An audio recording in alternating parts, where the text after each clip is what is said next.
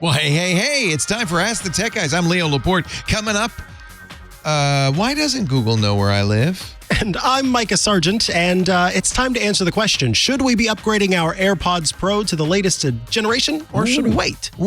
Plus, car guy Sam Abuelsamid, I'm going to ask him about the Elon Musk biography. He says maybe Walter Isaacson got something wrong. Stay tuned.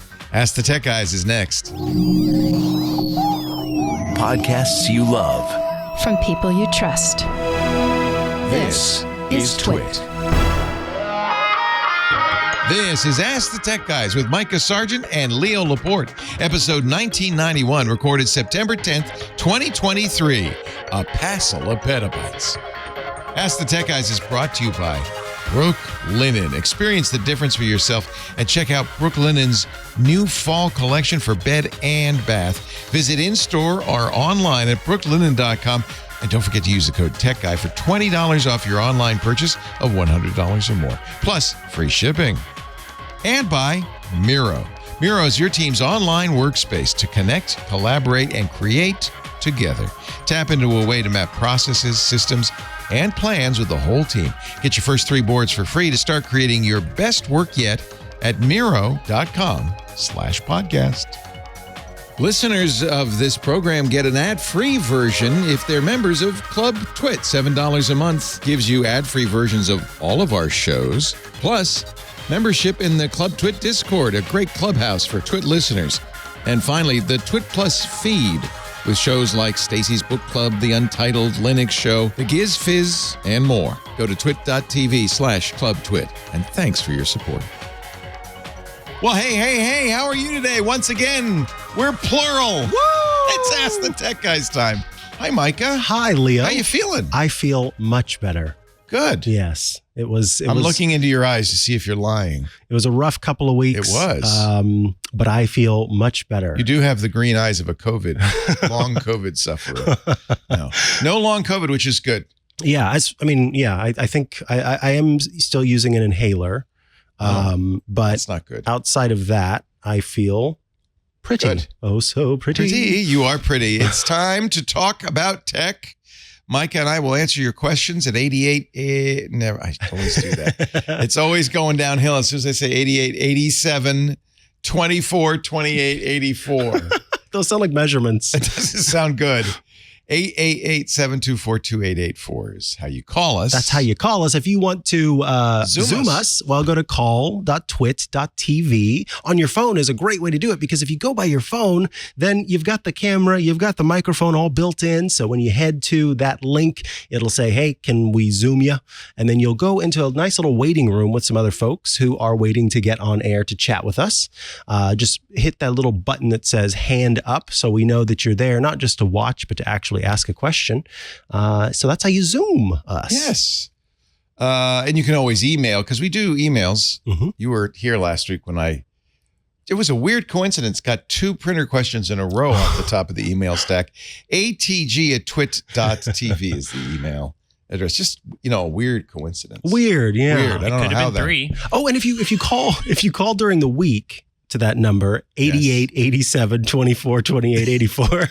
Sounds good when he says it. 888-724-2884. Then you will be able to leave a voicemail where you can ask your question and have it answered on air. So, what's in the news? What is in the news? There's a lot in the news, which is good, because we have a very good twit coming up. I'm just going to plug the next show, because it's Amy Webb will join us, Jill Duffy from PC Magazine will join us, and in a big get, Taylor Lorenz, who you may remember from the New York Times and now at the Washington Post, covers social. Her new book is called Extremely Online, and it's the history of the creation of the creator universe that we live in today. So that was really fun. And so I've been collecting stories for the 3 of them, because they're 3 very smart people. For instance, the Elon Musk biography from Walter Isaacson comes out Tuesday. And a few bombshells in there. One I'm going to talk with about... interesting choice of words. Yeah, so to speak. Or maybe no bombshells. I'm going to talk with one about with Sam Abuelsamid, because our car guy's coming up, which is Elon's choice in the next version of full self-driving to use neural networks instead of rule-based full self-driving. It's an interesting question whether it'll be better, but I'll save that for Sam because he's our car guy. The one that is going to be kind of explosive, the real bombshell, is that apparently Elon Musk decided that he didn't want a nuclear war, so he disabled Ukraine's Starlink access for a brief period of time to prevent them from using drones to attack the Russian Navy, which, of course, is the kind of thing you would expect maybe a president of the United States, Secretary of Defense to decide, not some entrepreneur who's providing internet access to the Ukraine army. So this was quite a revelation. We hadn't heard about it before. And not only that, but in order to demonstrate it to Walter Isaacson, his biographer, he gave him private emails from the U.S. government about it, an email exchange. And the government's very upset about that as well.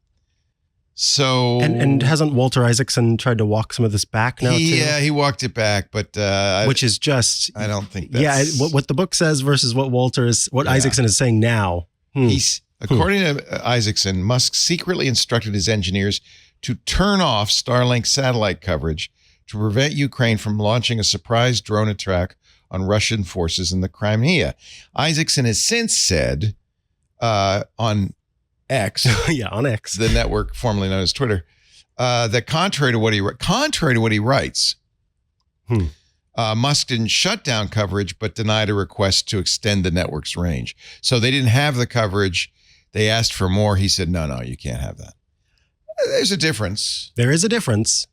Musk decided he was saving humanity from a nuclear war when Ukraine's vice prime minister texted him to say Starlink was a matter of life and death.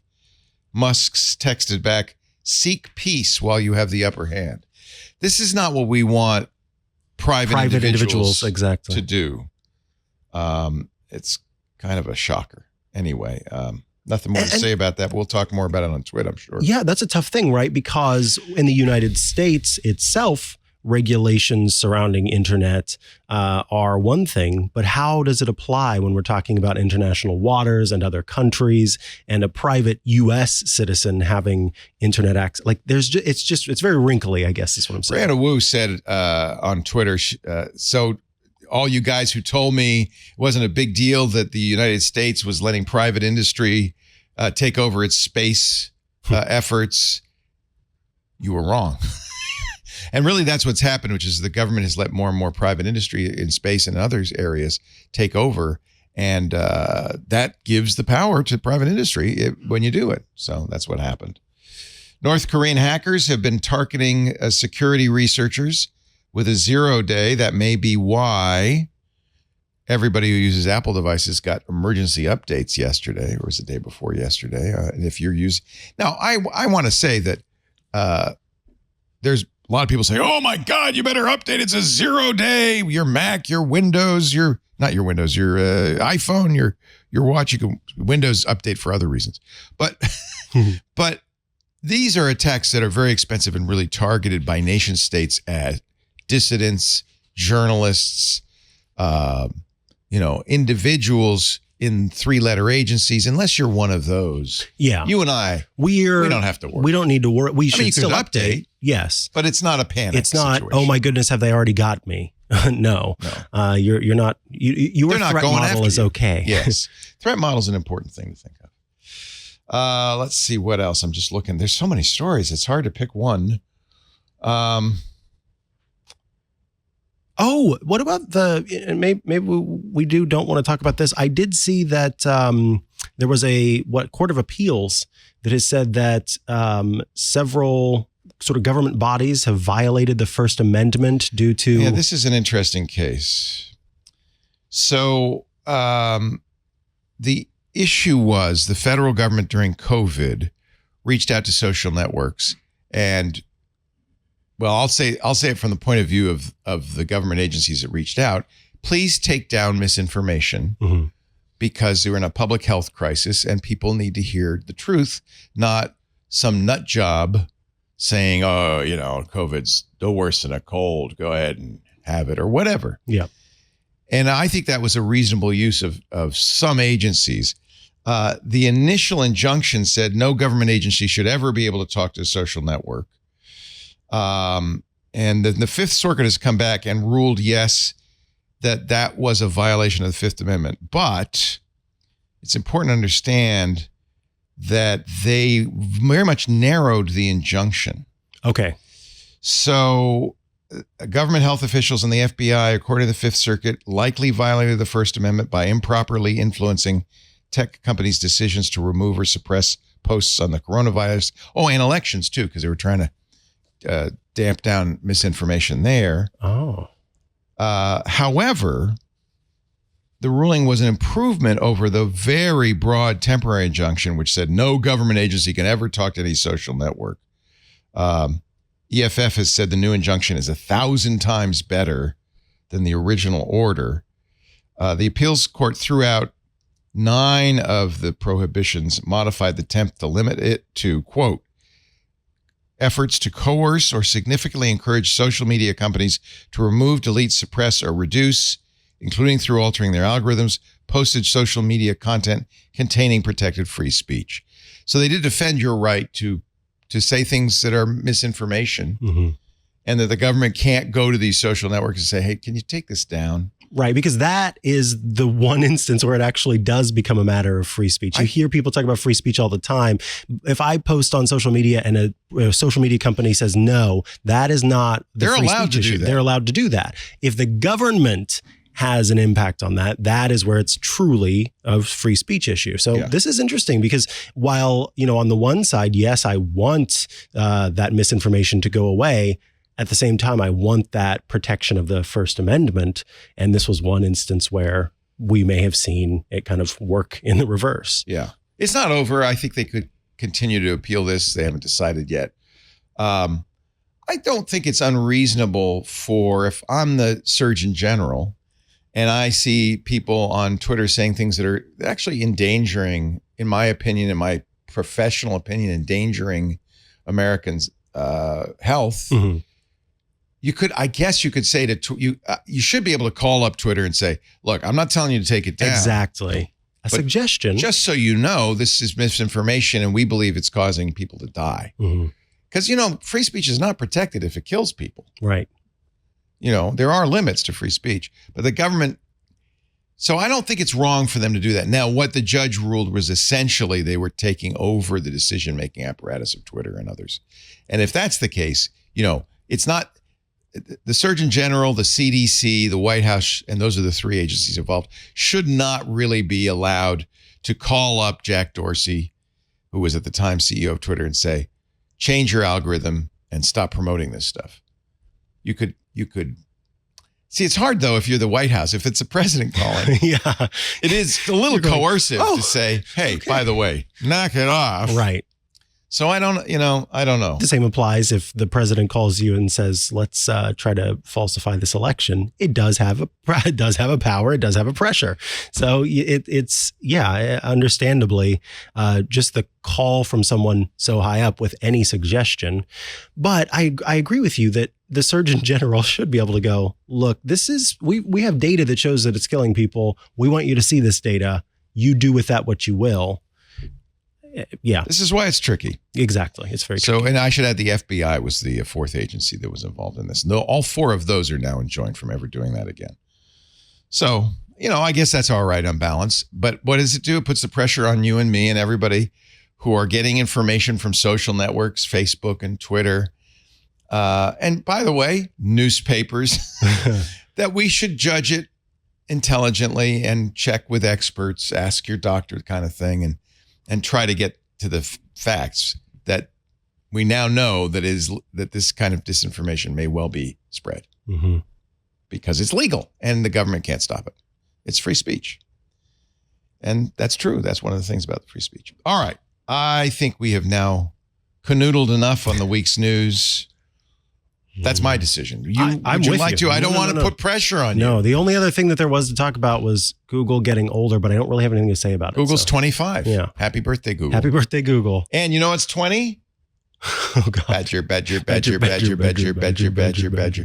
You can do that. Snake! Mushroom. Oh, badger. Okay. Badger, badger. 20 years old, 20 years ago. Wow. That was all the rage in the internet. I don't often say I feel old, but that does make me feel old. There are people today who don't even know what we're talking about. Let's hope, anyway. Yeah. It is my fervent prayer that there are many people today who go, what are they talking about? What is going on? All right, I was just going to check here to see if I should take a break. And maybe I will. Why not? And then we will go to our phones. Beautiful. Do we have calls? Please call us. We do. We have calls. We need your calls. But first, I want to tell you about my sheets. Our show today brought to you by Brook Linen. I had a lovely night's sleep last night, and I credit it to Brook Linen. Brook Linen, the best sheets, pillowcases, duvets, and towels I've ever had. Fall is here. This would be a perfect time for you to upgrade your bedding collection with cozy season home essentials from Brook Linen.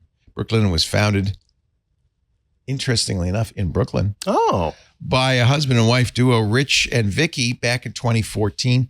And they had one thought in mind. Their mission was to provide customers with hotel quality luxury bedding. You know how when you're sleeping out, staying at a nice hotel, fancy hotel, how nice it feels when you get in that bed and the sheets are crisp and they feel so good. And you just can't wait to just get in bed. That's what they want you to have every night at home. And Brook Linen does it. Let me tell you, their options are endless. Simplify your shopping. Bundle bed, bath, or both. We have Brook Linen towels too, which is soak up the moisture. They're so comfy and fluffy and soft. Brook Linen is the one-stop shop for comfort, making your home upgrade feel effortless. Now, you have a choice. In fact, I want you to go to brooklinen.com and take a look because you're going to get $20 off and free shipping on orders of $100 or more with the code TechGuy. So I want you to take a look. But I have some recommendations. Now, Micah, you went with Brook Linen's crisp classic percale weave. I did. I'm a very warm sleeper, so they're very breathable, which is important to me, and they are lovely. I just you sleep cool. I sleep cool, which is what I need. I am looking for that high satin, buttery smooth feeling, and I got that with their Luxe sateen sheets. But you get to choose. That's the beauty. All of Brook Linen's materials are high quality. They use long staple cotton, among other things. So they're built to last. They have now organic bedding as well, if you want to go that way. Brook Linen is the internet's favorite sheet. Wirecutter and Good Housekeeping agree. Brook Linen has best-in-class bedding. Brook Linen's new fall collection will make you feel good in bed. Experience the difference for yourself. Visit in-store or online at brooklinen.com. And again, the offer code is TechGuy, no S, just TechGuy, for $20 off your online purchase of $100 or more, plus free shipping. BROOK, Brook Linen, LINEN.com, promo code TechGuy, TECHGUI, for $20 off your online purchase of $100 or more, plus free shipping. We love you, Brook Linen. Thank you so much for supporting Ask the Tech Guys. And now, without further ado, we go to the calls. I've been letting John Ashley pick. All right, John. That way it's on his shoulders if it's horrible. Well, not exactly, but there is a phone caller that I would think we should talk to. So. Okay, I see which one. Let's pick up from Lafayette, Louisiana. Mr. or Ms. Caller, come on down. Press *6 to unmute. Hello. Hi. Hey, welcome. Hello there. What's your name? Lance. Lance? Yes. Hi, Lance. What can we do for you? Well, I wanted to get you guys' opinion on some problems that I have. Due to my landlord's contract with Cox Cable TV, I can't get good internet. I also wanted to start with Wilkinson's opinion on making a Adobe Acrobat sub out of OTC. Okay, so let's start first. I mean, obviously, there must be people somewhere who enjoy Cox Cable.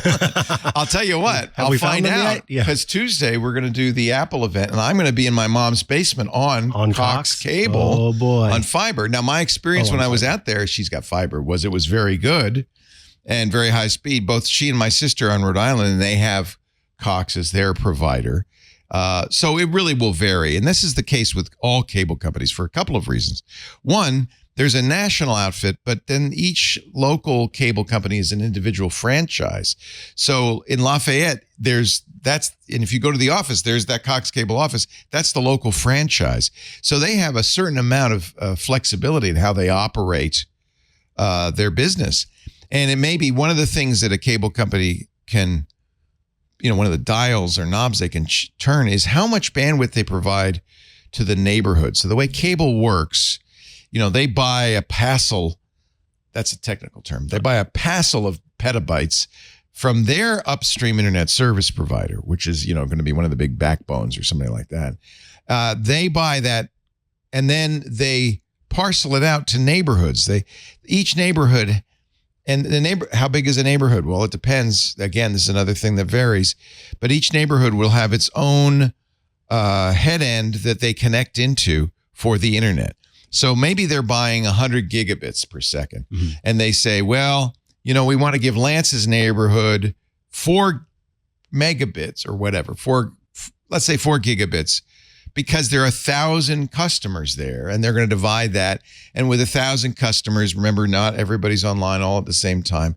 That's generally going to be sufficient. And they kind of make that kind of calculation. Well, how much do you need per 1,000 people based on, statistics on the amount used by those 1,000 people. It's not 100%, 24 hours a day. It might be 43% at 6 p.m. when everybody turns on Netflix. It might be 4% at 3 in the morning when everybody's fast asleep. So they know all these stats and they assign you a certain amount of internet. Now, if more people move in, more customers sign up, more people use it more. And guess what? One of the things that's happening in general is people are streaming a lot more. People are cutting the cord. Cox will maybe not have enough bandwidth in your neighborhood. So it could be that. That's problem number one. And what it is if you think about it, here's the head office where they have the 100 gigabytes, let's say, of capability. There are many choke points along the way. The first one is that head end, your neighborhood distribution point and how much it's getting. Too many people on that one spot, problems. But there's more.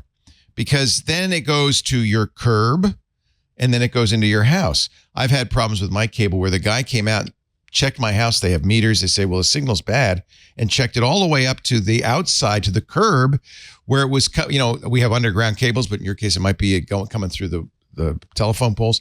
They would check that and say, oh yeah, we got a bad connection. He actually lifted up the, concrete lid on the underground thing and went in there and spliced a new cable in. Yeah, my dad was a cable guy and had to fix nodes all the time. I didn't know that. Yeah, so he'd track it down to the node of the neighborhood. Oh, you should be talking about this, not me. It was some of those terms I didn't know because I wasn't paying attention to Dad. But what does Dad know? But Dad's never know pull out anything. this huge contraption and no, it's not the house, and then he'd have to drive down and find the node and go fix stuff there. So there's these checkpoints. So there's first is the node, then there's the connection in the ground right outside your house or in the pole upside, and then it's into your house, and it could be in your house too. Mm-hmm. One of the things people do often, which is a bad thing, is they put splitters. So the cable's coming in the house and they split it and they split it and they split it again. If you don't have good splitters, they're attenuating the signal each time you split it, and it can really degrade the signal. First thing I did when I moved into the place I'm in now, there was one of those stupid splitters. So I replaced it with one that's powered. There you go. And so then it will help boost the signal there. It. Mm-hmm. Yeah. So that's another thing. So you can see, Lance, there's a whole bunch of stuff between you and the cable company. And even then, the cable company can be bad. But I'm going to say it's not, because Cox is all over the country, and I know it's good, at least in Rhode Island. So it could be your franchise is not the best. But it could go all the way down. As a customer, what do you do about that? Well, you got to call them and you got to see, and you might ask your neighbors. Document. You might ask your neighbors. For instance, one of the ways to know that it's your neighborhood as opposed to you is if it gets bad at prime time every night when everybody starts streaming, then that means they haven't provided enough bandwidth. Yeah, well, oddly enough, the leasing office at this apartment complex has gotten reams of complaints from my neighbors on this. This, and oddly enough, because of these problems, I'm not getting the fees I paid for, and unfortunately, it makes it mandatory that companies like Insomniac Games release their digital-only games on Blu-ray. Yeah. So that could be two things. That could be Cox again, or it could be the apartment complex. As soon as you say apartment complex, you're in an apartment complex. They are also fiddling with it. So, yeah, if you've got all your neighbors complaining, then there are two possibilities. First of all, it's not in your house probably. That it's either the apartment complex and what they're doing to the signal when they get it, or it's Cox itself, or some combination of the two. I can't fix it for you. But I think the first thing to do is talk to the apartment manager. Yes. And see if they can. Determining if you are paying for your internet through your apartment complex versus if you were paying directly to the cable company and you were the one who had to get it set up and you call the support team, that can kind of help you determine which is which. Because at a place that I lived before, I had to talk to the landlord, and the landlord handled all of that because it was all they may be the customer as opposed to you being the customer. So that's the. I'm the one that's paying the bill. The only thing that they provide from Cox is free basic cable TV. Okay, all right. So they don't provide the internet. One of the things that really is happening right now is that cable companies are starting to realize that it's over. Yep. And that TV is not their future. That internet providing internet is their future. And so that's why they've been raising the cost of internet inch by inch so that it comes close to the cost of cable. And that's why cord cutting is no longer a real savings, because often you have to pay more once you aggregate everything all together. I know my YouTube TV is now almost $75 a month, which is what my cable bill was, right? So I haven't saved any money. If you add on top of that the $60 that I pay Comcast for my cable, I'm now paying $135 instead of $75. So this is a big transition we're going through right now. Cox, Comcast, Spectrum. Notice what's going on with Spectrum and ESPN. They don't really care that Disney pulled the plug on them, even though their customers must be screaming bloody murder. But they don't. They're. In fact, if you call Spectrum now and say, "Hey, what happened to ESPN?" They'll say, "Yeah, we suggest. In fact, we're going to give you a free week of Fubo. We suggest you transition over to an over-the-top streaming service like Hulu, Fubo, YouTube TV, because basically we don't care. We know we're going to lose you as a TV customer. That's why Disney is." Normally these carriage things get solved before football season starts. It always happens the week before NFL starts. But college football and NFL and people are going crazy. I don't think Spectrum has solved it, have they? I don't think they have. So in that case, they're just saying, "Yeah, we know you're not going to watch TV with us, so never mind." Ironically, as TV goes. All I care about is the programming from like the Discovery Network and the National Geographic. Yeah, and those you can get all of those over the top. So by over the top, by the way, that's a term of art meaning over the internet. I don't know why we don't just say over the internet. Yeah. But anyway, you get all of those over the top. That's what the cable companies call it. Yeah, and so I think really that's the future. But first, you got to get good internet, and that's a problem. So I'm not sure exactly what to suggest, except first call the apartment manager, see if they can do anything. If everybody in the apartment is screaming, then clearly that's where that issue is, is coming up is at the apartment. So you call them first. They want to keep their tenants happy. Hey, it's great to talk to you, Lance. We're going to move on because I don't want to go more than 20 or 30 minutes on a call. So I want to be fair to everybody. It's good to talk to you. Thank you so much for calling in. 888-724-2884. We love our phone callers. Yes, we do. All right. I want to say, I haven't talked to our friend in Miami in a long time. So he's had his hand up for 3 weeks. Oh, really? Yes. So Chris, come on down. You're the next contestant.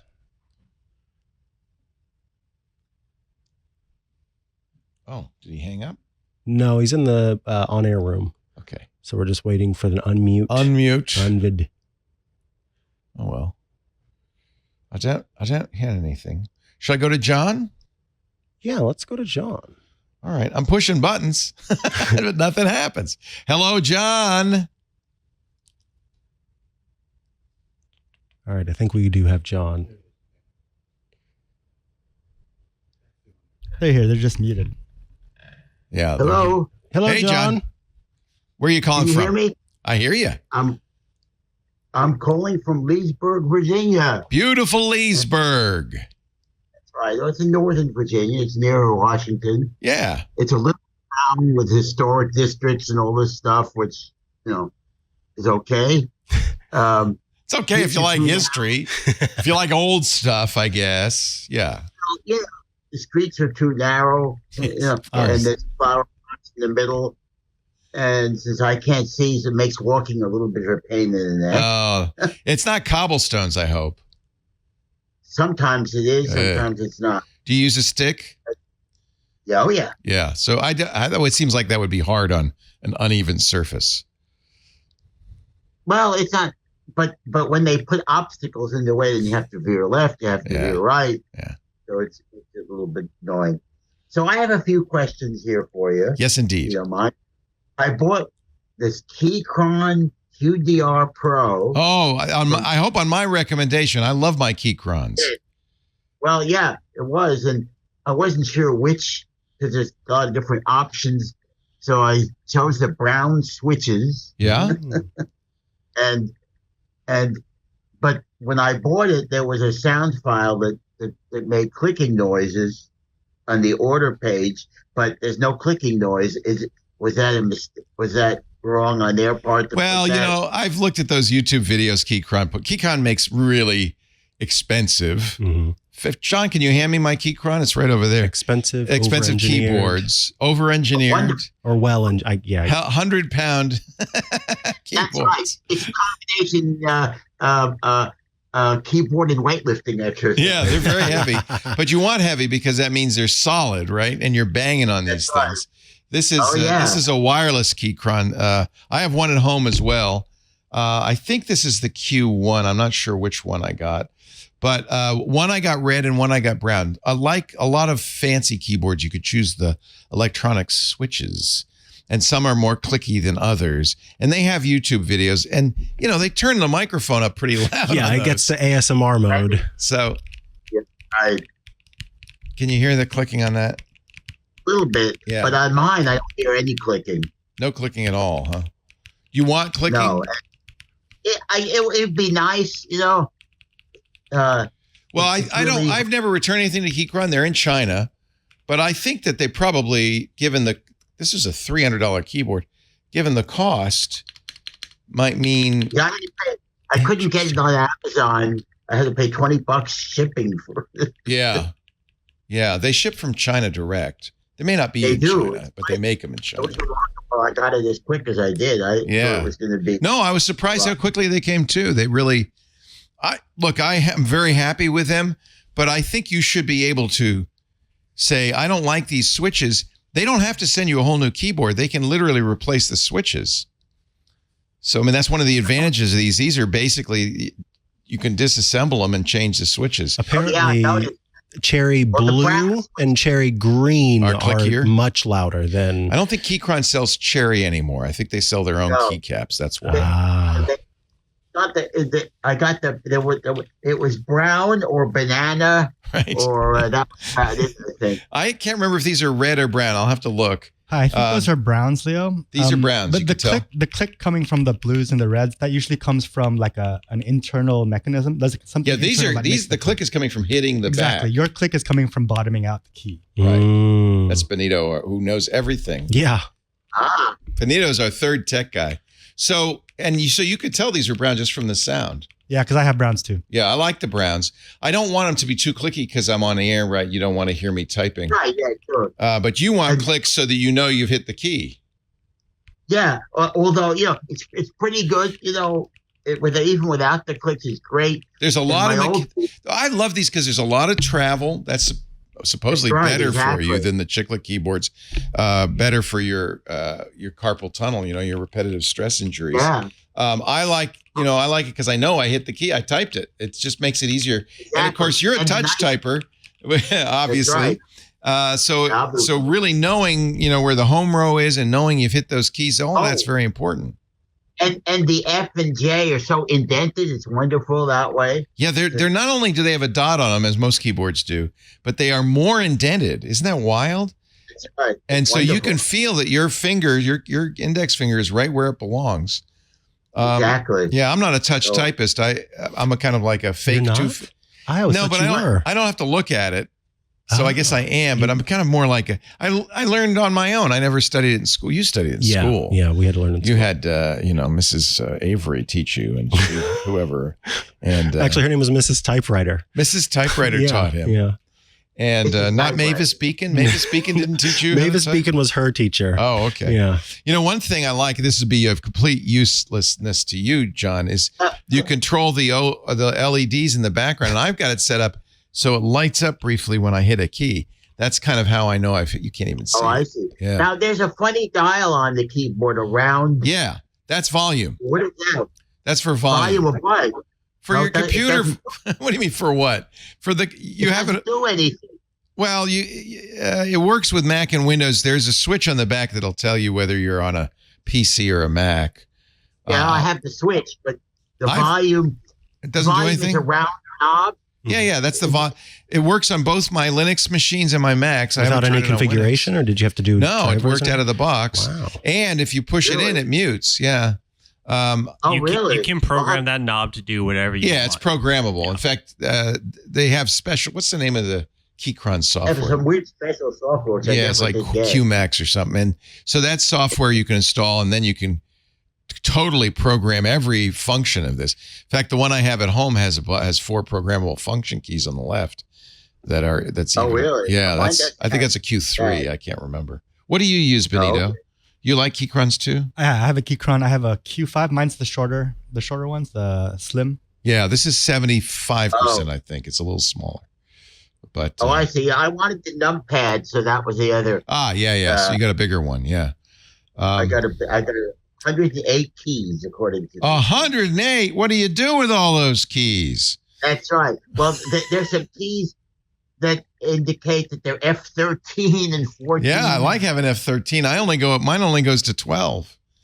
I'm not sure what the purpose of those are, because all of that is assignable, and so I have never used the customizing software. I like it out of the box as an ANSI keyboard. I want it to be standard, but you can totally customize it. If that dial's not working, maybe there is some. It worked you're using Windows? Well, I have Linux, I have Windows, I have Mac, but I use it. But for Windows and Linux, I have a KTM. Right. So I have this. By the way, one of the reasons I got the wireless one is because I could switch the Bluetooth with function 1, 2, 3, so I can use up to 3 different computers with the same keyboard. Exactly. I don't even use a KVM. So this, because my mouse does the same thing. This has a switch. The middle switch, if it's switched all the way over to the right, is Windows, and all the way to the left is Mac. And my experience was Windows works with Linux as well. And I have used that knob without modification on both Windows and Mac. The switch between Bluetooth and it's got USB. It's got Bluetooth and an off position. What is that? The middle one's off. So that means it's just the battery, just save battery. That's just turned off. So all the way to the right of the keyboard, as you're looking down on the keyboard, is Bluetooth. All the way to the left is cable. Exactly. So this one you can plug in a cable. It has a Type-C connector. Oh, yeah. And use it as a USB keyboard. I use that for because not all my stuff has For the Bluetooth KVM, or- yeah, you need to hardwire to the KVM. Yeah, I mean, I'm very happy with these, but there are a million keyboards out there. Andy Nako likes Das keyboard. Das keyboard. I got a Das keyboard on his recommendation, but once I started using Keychron's, I just don't think I'll ever go back. These are so fantastic. Oh, yeah. These are wonderful. Yeah, things. I have an old a Northgate IBM Northgate keyboard. It's that clicks. That's buckling springs, and those actually click before you bottom out. They go, and those are audible clicks if you want those. Now, the other thing I like about this keyboard is that my keyboard I used to have, I would hit the enter key and the backslash would go off as well, which kind of confused all the poor software. Is that because those are those keys are proximate? Backslash is right above enter. Maybe it's not you accidentally mashing them both. No, it wasn't. But this keyboard never does that. That's probably an electronic malfunction, I would guess. Yeah, no, this keyboard is super precise. I've never, every keyboard you got to get used to it at first. Mm-hmm. My test is how fast I could type my my Bitwarden password, because I type that all the time, and in order to type it, because I've got numbers and special characters and upper and lower case, I have to do a lot of manipulation of the keyboard. If I can, doing it over and over again, get fast with my Bitwarden, password vault key, it's like 60 character password. Then I know I got a keyboard, and do it accurately without looking at it. Then I know I've got a keyboard I can stay with. Yeah, I mean, I didn't mean to turn this into an ad for Keychron. I would say contact them. They might send you the other switches, the more clicky switches. Just say, hey, I'm blind. I listened to your YouTube video. It sounded clicky. They weren't. Can I have what's your clickiest? I've never had good results trying to contact them, by the way. Yeah, are they in China? I know the keyboards may come from China. I don't know if the company. Yeah, it's either Chinese or Taiwanese. It's one of those. Oh, maybe it's Taiwan. Yeah. Yeah, I don't. Yeah, right. So maybe they don't have the best customer service. No, they seem not to. They love sending you emails, but yeah, the knob is programmable. It's designed to enhance your creative workflow. An aluminum rotary encoder allows you to easily customize the knob to your desired key or macro commands, like zooming in and out, adjusting screen brightness, brush size, volume, selecting video clips or photos, backlight hue. On Baldur's Gate 3, you can have it, I don't know. What would you do? What would you use this for on Baldur's Gate? You zoom in, maybe? The knob? Yeah. Switch between dialogue options. Maybe switch between weapons. That would be good for that. Yeah. Aluminum rotary knob. Actually, be good for Starfield. I could switch between weapons and Starfield with this. I'll have to experiment. Yeah, any RPG where you're so it's completely programmable. Completely inventory programmable. items. Now, my Windows doesn't have a Bluetooth, but I could get a dongle, I guess. Well, I wouldn't worry about that. Did you get the wireless keyboard? Not all of them are wireless. Yes. Yeah, you did. I did. Yeah. Both. Well, that's why I got this. So I got this, and I got a Logitech mouse that allowed me to switch between 3 computers. So when I want to go, I have a Mac Studio and I have a Linux game machine, and it's easy. I just press function 1 to go back to the Mac, function 2 to go to the Linux box, and the mouse underneath has a button. And then it makes it very easy. I don't want to use a KVM. Yeah. I'm using the same monitor, same keyboard, same mouse with 2 different computers, and it works beautifully. Oh, that's great. Yeah. All right. Hey, John, it's always a pleasure talking to you. You come up with the toughest questions. Yeah, well, that's the idea. Stump the tech guys. I'm really glad to hear from you. I hope things are going well, and I hope you enjoy your Keychron. Maybe you're going to end up just having to buy another set of switches, I guess. Have you changed? Have you done that, Benito? Changed your switches? That sounds like a pain in the neck to take it apart. Yeah, I don't know. I haven't changed my switches, but they give you tools to do it. It's actually pretty simple if you want to do it. It looks like it's easy. I mean, that's hard. It's easy, but it can get complex depending on what kind of switches you have. If you choose to lube them or not, and it gets crazy, doesn't it? It can get crazy. I'm talking from experience. Do you like John Ashley? You prefer the cherries or? I actually do not prefer cherries. I don't prefer the standard ones. I go for more different color switches. Like I have a set of what we call Hako violets. See, when you get into keyboards, it's something there is else, isn't it? something about it that just get people really nerdy. I got to be careful because I would spend too depending much on money. what kind of switches, I can get certain types of lubrication that has like a little more of like, you know. I've never lubed my switches. I feel like I shouldn't have to. Really? It's a very personal thing, you know. Everybody Everybody interfaces has with their keyboard. That's and everybody right. It's very- always interfaces with their Your keyboard. your input devices, your mouse, your keyboard, and your monitor are the most important part of your computer. They're the human interface devices. So yeah, you want to, if you're using them a lot, you want to get them right.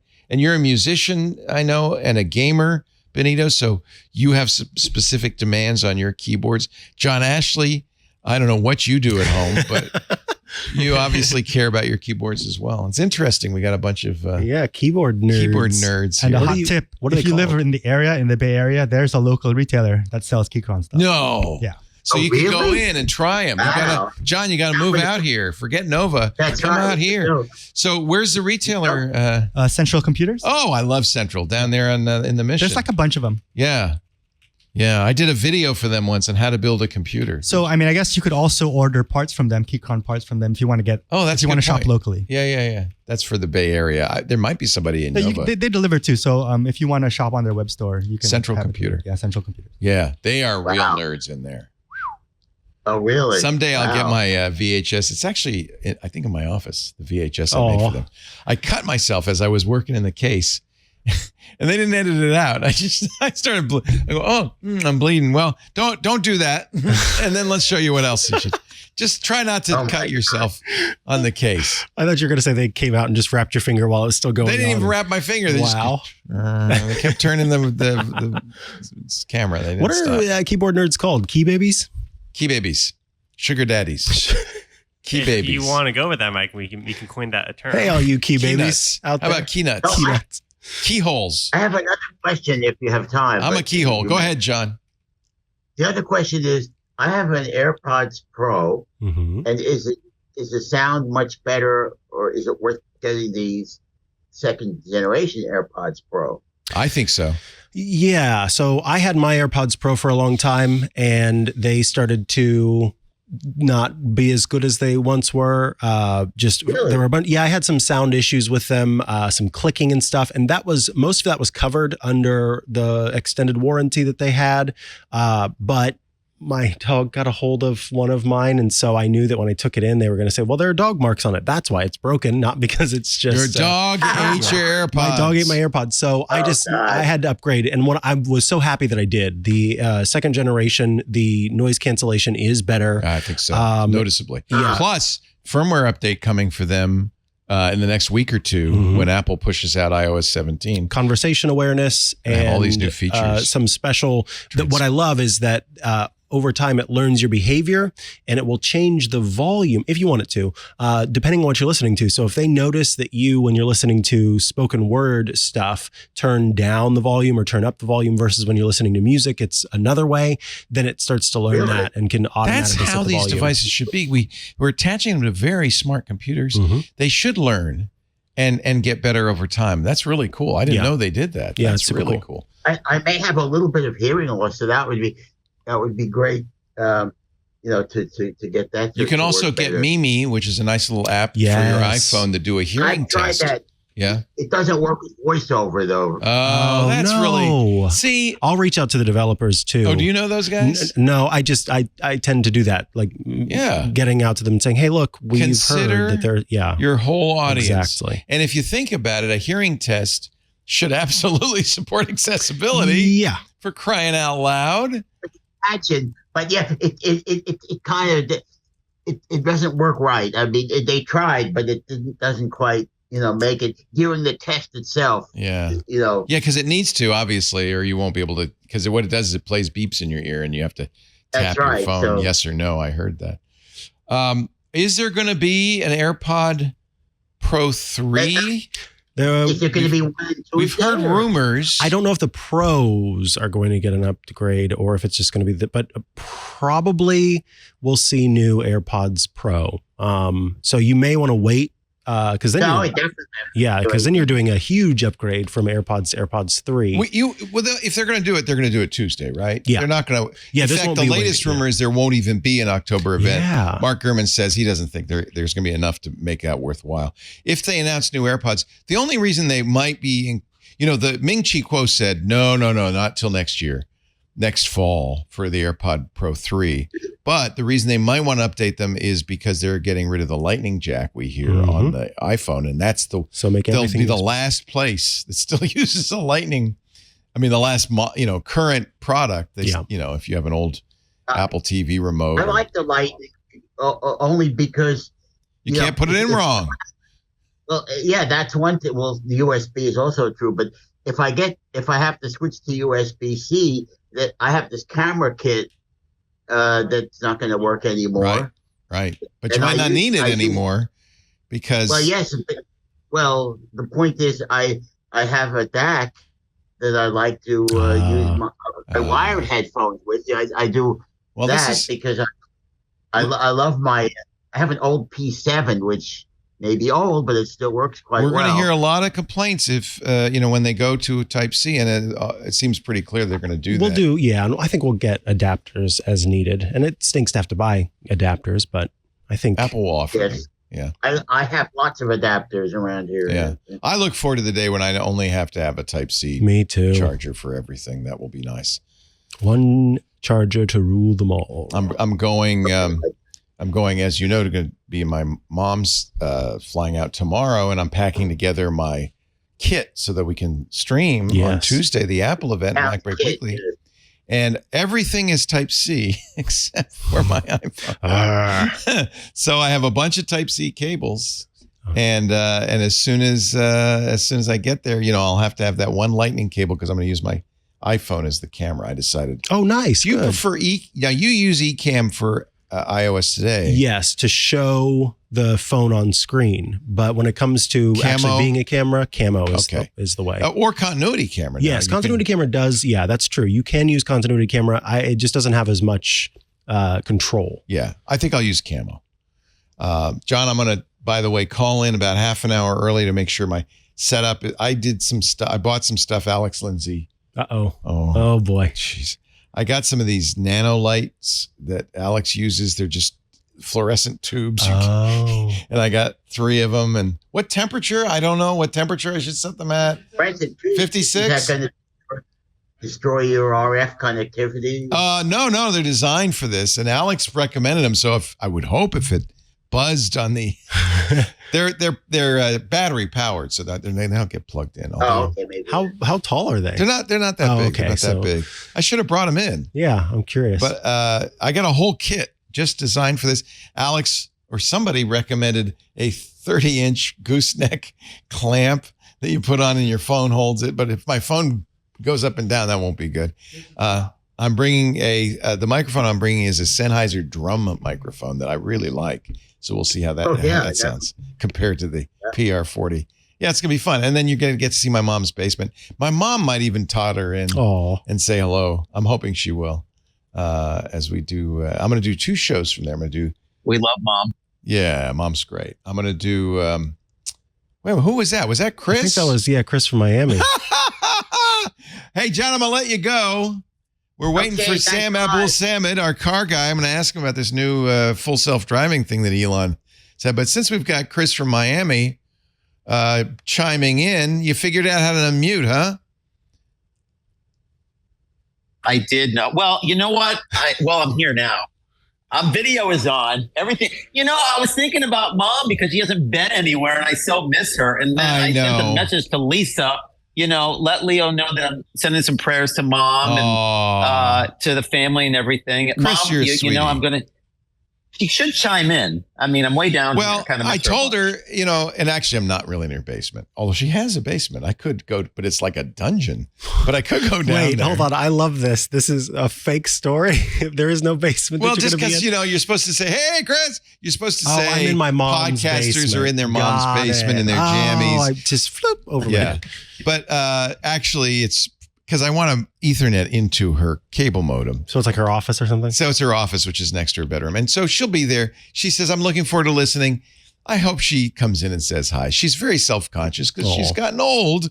And I know how she feels. We get all wrinkly and old, and we think nobody wants to see us. But I know that Chris from Miami wants to see her. So I'll tell her that. I love Mom. Chris is waiting Mom's for a you. rock star. Yeah. Chris, we're waiting for Sam. I thought you could, since you did get in, go ahead, fill that time. All right. Well, let's start off. Good afternoon, my friends. I had to get the S in there. Welcome back, Micah Sargent. We missed you bunches. I kept you in my prayers, by the way, boss. When I heard you had some of this affliction going on, but you're too good looking to get sick. So, get back to work. Leo's crushed it. He's been crushing it on his own lately. No. It's horrible without. It's literally horrible without Micah. I don't like doing the show without him. So I am glad to be back. Glad to be feeling better for sure. It's frustrating. Yeah. I tried to get COVID so that we could both take a time off. But because Lisa had it too. Yeah. You all went to Podcast Movement. Yes. And you got it, Max got it, and Lisa got it. 3 out of the 4 people we sent to Podcast Movement. I'm glad I didn't go. I'm glad you did. I was thinking the same thing, honestly. Yeah. I'm honestly, truly glad that you didn't go. She said, I don't want to go with you. I'm taking Micah. That's so not how it happened. Okay, fine. Okay. We all want to take Micah. We all want to trip Micah's with him. the greatest. So I missed him while he was gone, but I'm glad I'm glad to be back. Glad to be feeling better and not having to just sit around and do he's nothing. wearing his Star Wars socks, which is kind of cool. They do. And look at you with your Star Wars socks, Leo. Those are spectacular. Aren't they good? You want to see what it says on the bottom? Those are sexy B. I don't know what sexy. Yeah, that would be you. It's either I always bear or like B. Actually, it says Sex Bay. Sex Bay. I'm the Sex Bay. I don't know where these came from. Probably. Oh my God! Perfect. What's that cheap suit company that we get stuff from? Cheap suit company. You know where I got cheap suit company on my feet? I know. Cheap soup company, Campbell's. No, not soup. Oh, suit. You sent in little box tops from Campbell's, and they sent you those socks. Cheap suits that I get, that are like crazy. That's good, Micah. It's not Shein. It's like shh. Oh, those are the Shinola. Frosted Flake socks you got from Tony the Tiger. Tony the Tiger. They came in one of the boxes. The box cereal. Please, exactly. Tell me Sam Abuelsamid's Fries on the inside. line. Please, he's I'm in trouble already. Do you have a question for us? Or are you the just car guy? No, you're not. Well, holding I'm him just, up. you know what? Well, a little bit, because the big deal was, I did send Lisa an email about Mac Break Weekly this past week with Jason Snell, and we all like Jason, we appreciate him, but I got to say he got a little bit heavy there with you in the conversation, and I did mention it to Leo that maybe he needs to cut back on the coffee and in conversation with you because I think he got a little bit much there with you. Did he? Leo. I don't even remember him getting a little bit. I much. clearly remember. So it wasn't anything heavy, but I was said, he snitty? Wasn't he a snit? He was, a little bit judgmental. What? Yeah, about me? Yeah, Ooh, he was just a little bit. I gotta go find the tea. I need to go. Well, find if he was, it no doubt was well deserved. What episode? Ooh. Well, I don't remember that at all. I'm on Club Leo. I'm not on Club It's easy. Snell, it's easy but I to appreciate the guy. when you're watching it think that there's a tension between people, but we know each other so well. We're like an old married couple, or what is it? Oh, so we couplet.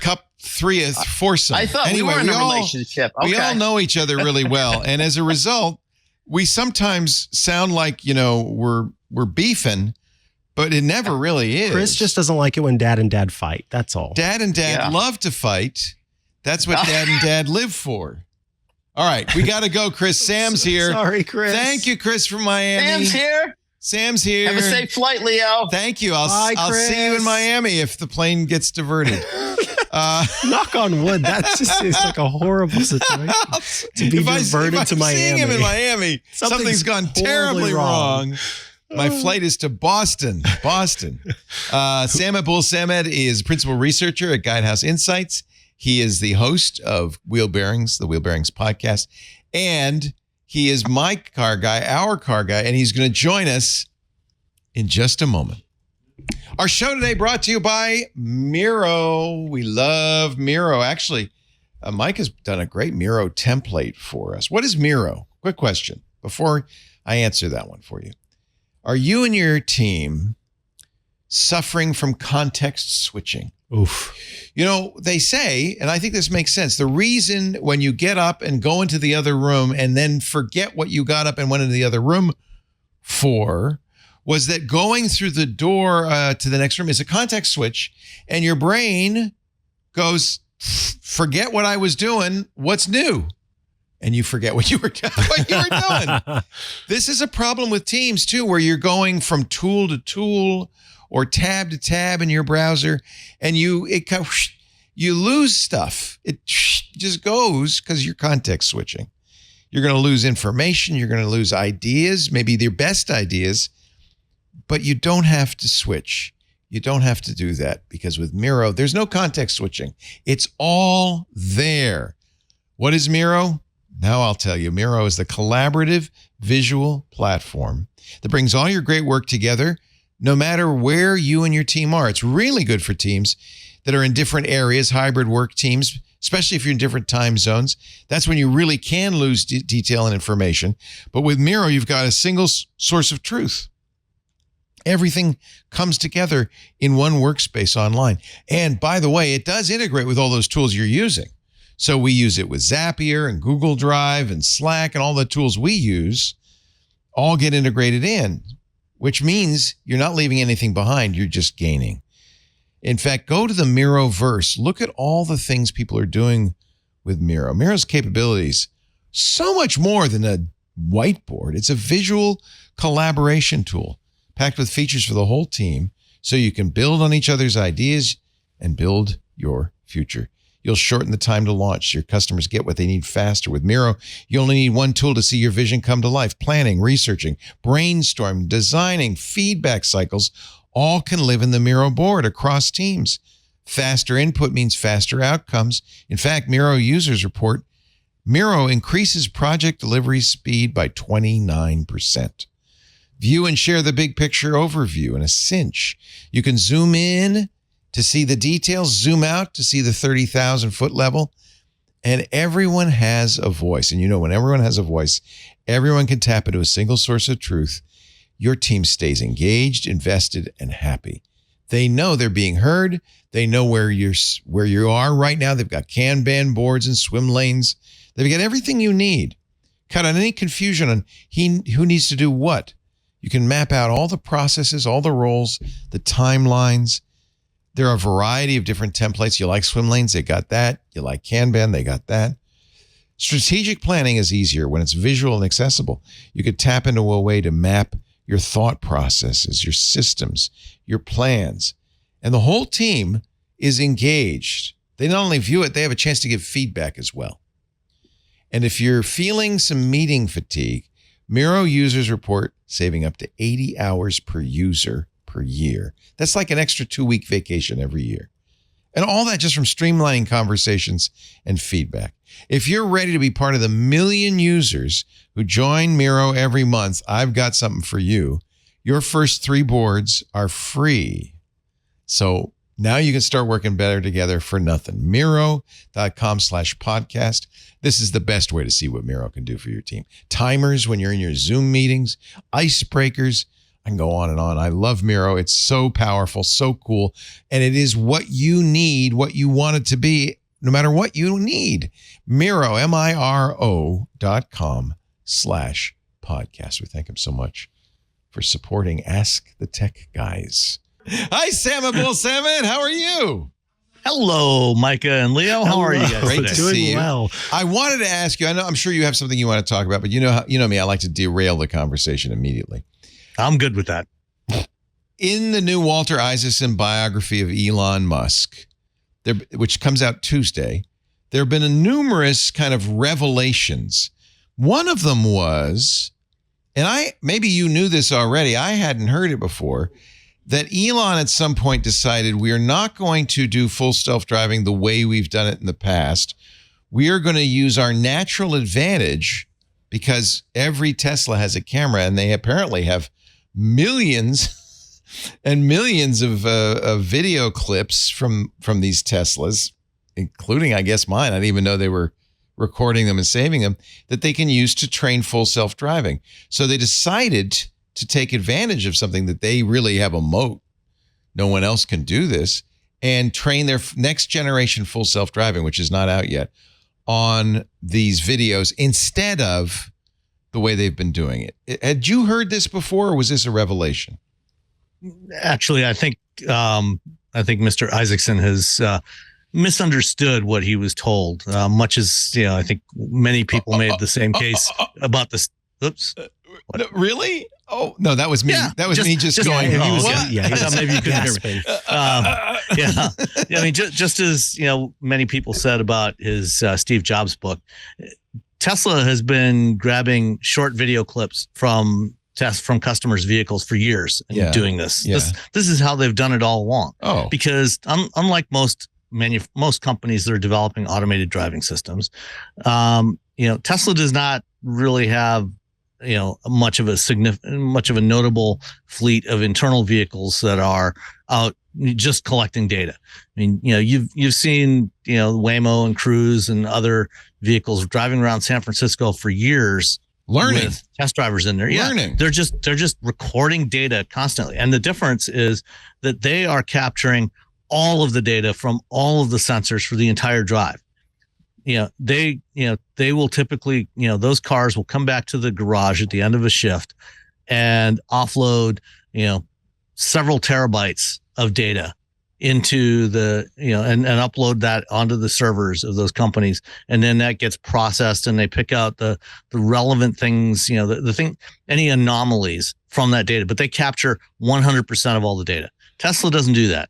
Tesla only captures a few seconds worth of clips when they think something might have happened that might be anomalous, that might be worth taking a look at. Because, if you look at all those other AVs, they have racks of hard drives in the back that they're using to capture all this data. And, Tesla doesn't have that kind of onboard storage, and you certainly can't be streaming all that video data in real time. So when they detect that something possibly anomalous, or, if the driver is using autopilot or the FSD beta and they intervene, they'll use that as a trigger to capture a short snippet of video data. So this is not so new. I mean, this is how Tesla has always done it. Let me read from the excerpt CNBC published from the biography on Full Self-Driving 12, which is coming out. Until then, Tesla's autopilot system had been relying on a rules-based approach. No, that's true. That's false. That's false. Tesla has never used it. It's always been an AI-based approach. Oh. The neural network planner, and he's talking about Deval Shroff, a member of the autopilot team, who in a meeting in December, according to Isaacson, explained to Elon, we've got all this video. It's like ChatGPT, but for cars. We process, this is a quote from the book, we attributed to Shroff, we process an enormous amount of data on how real human drivers acted in a complex driving situation. Then we train the computer's neural network to mimic that. Until then, the autopilot had been relying on a rules-based approach. The neural network planner that Shroff and others were working on took a different approach. Instead of determining the proper path of the car based on rules, so is it the case that Isaacson just misunderstood what he was being told? I think that's a distinct possibility. It's also possible that, maybe Elon has been less than truthful to us in what he's been telling us about FSD so far. Because if you go back to like Tesla's 2019 Autonomy Day, and many comments he's made before and since, he's always said we're using an end-to-end AI approach. We're not using a rules-based approach. Right. That's always been what they've said. Now, it's Maybe certainly possible that he was misrepresenting what they were doing. All right, let's not say lie, but so Isaacson writes he lies about a lot of things. So the car's cameras identified such things as lane markings, pedestrians, vehicle signs, traffic signals. Then the software applied a set of rules such as stop when the light is red, go when it's green. Tesla's engineers manually wrote, this is a direct quote from the book, manually wrote and updated hundreds of thousands of lines of C++ code to apply these rules to complex situations. By early 2023, the Neural Network Planner project this is early this year, had analyzed 10 million clips of video collected from the cars of Tesla customers. In fact, he says that's what Musk was showing off in this famous video he did in August, where he almost ran a red light. Intervention! And he grabbed the steering wheel. So this is a disconnect here between what we've been told by Musk. And remember, Isaacson was embedded for several years. I mean, he would go to meetings. Sounds like he was actually at this meeting. But he's not. We should also mention while he's a famous writer and biographer, he's not a technologist. So it may well be that he'd understand what he was hearing. And as I said, it's also a distinct possibility that what we've been told up till now is not the truth either. So it could be both. Yeah. Or any combination of things. Even if what Isaacson is writing is true, that they have not been using a neural network based path planner, and I think this is what he's talking about. If you look at an automated vehicle software stack, there's kind of four main things that have to happen. You have perception, which is processing the sensor signals and trying to get an understanding of what's happening in the environment around the vehicle and classifying what the sensors are seeing. So saying that's a truck, that's a car, that's a dog, that's a pedestrian, that's a cyclist. And then you have to do prediction, predict what are all of these targets around me going to do in the next 3 to 5 seconds. And then you plan a path through that environment. And finally, you send the control signals to your actuators to execute that. It's possible that what we've been told up until now by Tesla and by Musk, that they were using an end-to-end AI approach, was not accurate. And maybe what Isaacson is saying now is in fact the correct answer, that they have been using a rules-based approach for the path planner, for the motion planner. And now they're switching to a neural network approach. By mid-April 2023, reading again from the book, it was time for Musk to try the new neural network planner. He sat in the driver's seat next to Ashok Eluswamy, Tesla's director of autopilot software. You probably know Ashok. I don't. Okay. 3 members of the autopilot team got in the back. As they prepared to leave the parking lot, Musk selected a location on the map for the car to go and took his hands off the wheel. When the car turned into a main road, the first scary challenge arose. A bicyclist was headed their way. On its own, the car yielded just as a human would have done. For 25 minutes, the car drove on fast roads and neighborhood streets, handling complex turns, avoiding cyclists, pedestrians, and pets. Musk never touched the wheel. A couple of times he intervened by putting his foot on the accelerator when he thought the car was being overly cautious. At one point, the car conducted a maneuver he thought was better than he would have done. Oh, wow, he said. By the way, you get the impression that Isaacson was in the back seat. Oh, yeah. Wow, he said, even my human neural network failed here, but the car did the right thing. He was so pleased, he started whistling Mozart's A Little Night Music. Okay. Amazing work, guys, Musk said at the end. This is really impressive. Then they all went to the weekly meeting to hear the verdict. Musk could not believe the neural network project would work. Musk declared he was now a believer and they should move their resources to push it forward. That was April of this year. So it's interesting. What you're saying is that Cruise and Waymo and others are already doing this anyway because they're training. Well, there's a distinct difference between what everybody else is doing. The others are in terms of training. They are capturing actually far more data than Tesla is. Now, granted, it's in a narrower scope of driving environment because Tesla has no restrictions on their operating domain. You can use the system anywhere. I have a friend who lives in Bernal Heights in San Francisco, and he said for a couple of months we were seeing Cruise cars constantly because it's a very twisty, difficult. It's hard for me to drive it. Very narrow, and they said they were training it there. They were just go up there, and then it stopped. So that makes sense, but they're training it for San Francisco or Phoenix or LA, not for Right. And they're trying to capture as many scenarios as possible within those, to make as generalized a system as they can. And then taking that, putting it into simulation and tweaking it to create new scenarios from the real world scenarios that they've captured in simulation, which is why Cruise has been able to, in the last 12 months, they've gone into multiple new cities, including Austin and now Charlotte and Raleigh, North Carolina, and Seattle, where they have never tested vehicles before, and get up and running within a few weeks. Now, there's something I got to say though that's really important. The idea of using completely end-to-end AI without any rules-based approach is fundamentally stupid and reckless for a system like this.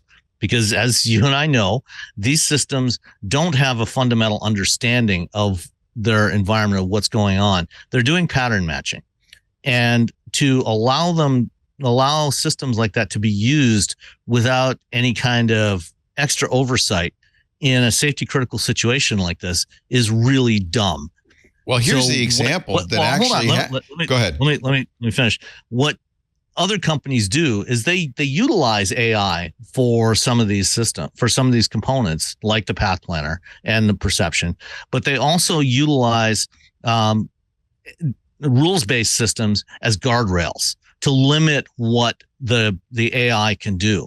So Mobileye, for example, has a system that they call responsibility sensitive safety model, which is very much a rules-based guardrail set for the AI. So everything that all the sensor data goes through two paths. It goes through the AI path, and it also goes through this RSS path. And the RSS path is designed exclusively to say, okay, is this kind of motion going to potentially cause a crash? What's here? Is this going to cause or contribute to a crash? And if it is, then it prevents the AI part from doing what it wants to do. So it imposes rules-based guardrails on it. And that is a fundamentally much safer approach to take. Now, it may limit what the system can do, but that's a good thing in terms of safety. Well, the example is, and this maybe explains what we had already knew happened. FSD would roll through stop signs, wouldn't stop. And Musk said, and by the way, Isaacson confirms it in the book, 95% of humans creep slowly through stop signs rather than coming to a complete stop. So an FSD fully trained only on video would say, well, that's what you do. You roll through the stop and slowly. But the National Highway Transportation Safety Administration said, the law says you got to stop. And that would be an example, as you say, of writing a rule that says, okay, all of your training says roll through a stop, but when you see a stop sign, you come to a full stop. Exactly.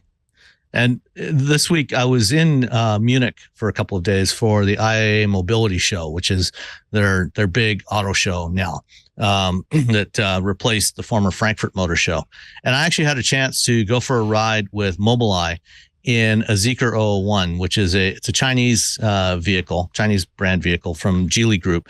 And it's not available here in North America, but it's the first production model that has Mobileye's supervision system. And supervision is their camera-based, hands-free driving system. So similar to GM Super Cruise, but it's camera only. It doesn't use any radar as part of it. It's got 11 cameras, including 8 high resolution cameras, which Tesla doesn't have. Tesla has like 1.3 megapixel cameras. These are 8 of the cameras that are on the supervision system are 8 megapixels. So you have a lot more resolution about what's going on and a lot more computing power. And I went for a 40-minute ride in this thing. And it also has something like the navigation on autopilot that Tesla has, where you put in a destination and it'll navigate through the environment. It'll do interchanges, go through intersections and stop and everything. The driver still has to watch the road because they feel Mobileye's philosophy, and I agree with this, is that you have to have a certain minimum time between failures. And with a camera only system, you're not going to get that without having human supervision. Now they have more robust systems that are coming that add radar and LiDAR into that get you to the point where you don't have to supervise anymore. But in a 40-minute drive in this car around Munich, on various surface streets, going through intersections, making turns, going through roundabouts, going on the Autobahn, on and off the Autobahn, from the time we pulled out of the parking lot at the show facility, and the driver engaged the system, the next 40 minutes, he did not have to touch the steering wheel. He did not have to intervene. And it went through all kinds of scenarios that this is the first time a camera system like this that I have felt remotely safe. I have never felt this safe in a Tesla vehicle with autopilot or FSD. And that was completely hands off the whole time. And the Mobileye approach to this is, I think, a far better, far more robust and safer approach. Yeah, we'll see. I mean, I haven't seen a reaction from Tesla to the book. Knowing Elon, I'm going to guess, and I don't know if Isaacson gave it to him, he would have asked for a chance to review the book before it came out so he could correct I'm sure since errors. It's an authorized biography. They reviewed it. So I don't know. I don't know. It's an interesting conundrum. It doesn't seem like it's a bad idea to use both neural networks, generative adversarial networks, something like that, to train the car in addition to rules to make sure a car doesn't run stoplights, stop signs, that kind of thing. Seems like a good combination. It's not exclusive, right? You could use both. Oh, absolutely. And that's actually what you want to do. You want to have, just as you do on the hardware side, where you want to have redundant and diverse sensor signals for an automated driving system that have both overlap, but also have unique capabilities. So there's some things that's why you use camera, radar, and LiDAR, because they each have different strengths and weaknesses. If you think about it, that's kind of between them. That's kind of how humans drive. Yeah, and you drive on automatic most of the time, but occasionally we'll think about what we learned when we took our driver's license test. I remember a guy got rear-ended in San Francisco because I slowed down and stopped at a yellow light. And the guy behind me said, I just assumed you were going to go through it. And so he stepped on it and I didn't, because my automatic reflexes perhaps were overridden by my knowledge that I wasn't going to make it through.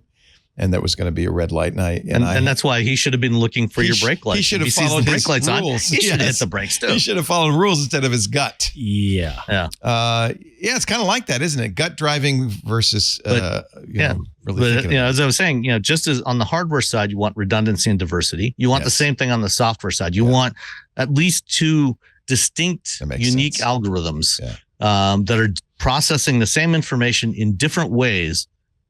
And they should ideally come up with the same result. And if they don't, then, okay, I've got to back off. I've got to slow down and figure out what's going on here and understand why I'm getting different results. But you shouldn't rely on just one solution. That's an unsafe scenario. Yeah. What did you want to talk about today? I actually got part of it in there, talking about Mobileye and my ride in supervision. But also, one of the things that was interesting about the show in Munich was just how many Chinese manufacturers there were there. There was actually quite a few vehicles that were unveiled there. And there was, I think, 7 different Chinese brands displaying. We know about BYD, right? That's the biggest. They're the biggest seller of new what they call new energy vehicles in China, which is both battery electric and plug-in hybrid vehicles. Are there companies that are about to sell in the U.S. that we haven't heard of? Right now, none of the Chinese brands have specifically, have indicated that they're going to launch in the U.S. market. Not at the moment, anyway. They've got a big enough market in China. They're expanding into Europe right now, and they're gaining a lot of traction in Europe. Companies like BYD, Xiaopeng, NIO, and several others are all getting some significant traction in Europe. where there is more demand for EVs than there is here. Right. We may see them. What we are seeing is Chinese-made vehicles here that are under what are not considered Chinese brands. Like, for example, Volvo and Polestar and Lotus. I took a drive in the new Lotus Electra, which is their first electric SUV. And that vehicle is launching here next year. That's it right there. And that's going to be on sale here in North America next year. And it's built in China. Lotus is now owned by Geely, along with Zeekr and Volvo and Polestar and a number of other brands. The Polestar 4 is also coming here. That's built in China. So we will see more Chinese-made vehicles here, just perhaps not under Chinese brands. Yeah. So Lotus is an Italian brand. English. Colin Chapman. Yeah. Oh, okay. Oh, it's Colin Chapman. And then, of course, Polestar is a Volvo company, but they make them in China. Yes. Right. Yeah. And they will be making Polestars here early next year as well. The Polestar 3 is going to be assembled at the Volvo factory in South Carolina starting in early 2024. And then the Polestar 4 is going to be coming from China. One other thing I wanted to ask you about. Lucid's CEO, Peter Rawlinson, got paid $379 million last year. Oof. Which was like a third of their total revenue. Thoughts? Well, first, I will say that in general, I think almost all CEOs, with the exception of Mrs. Laporte, are vastly overpaid. She is underpaid. I can promise you. I'm sure. Yeah, I'm sure. Putting she up is. with me, she should make a lot more. But my guess is that most of that 379 million was probably in the form of stock options. Right. So it wasn't, it was probably option grants, that were priced very low at some point in the past, and that he cashed in. Yeah, his base salary was only $575,000. Yeah, which is actually pretty low for an automotive CEO. He had $5 million in stock options and $373 million in stock awards gains. Yeah. Right. So, I mean, it's kind of like real income. You could eventually sell the stock. Yeah. No, absolutely. Well, he came from Tesla. They had to lure him over, and maybe that's why he had such a big. Well, I'm not sure luring him was quite the way it worked out.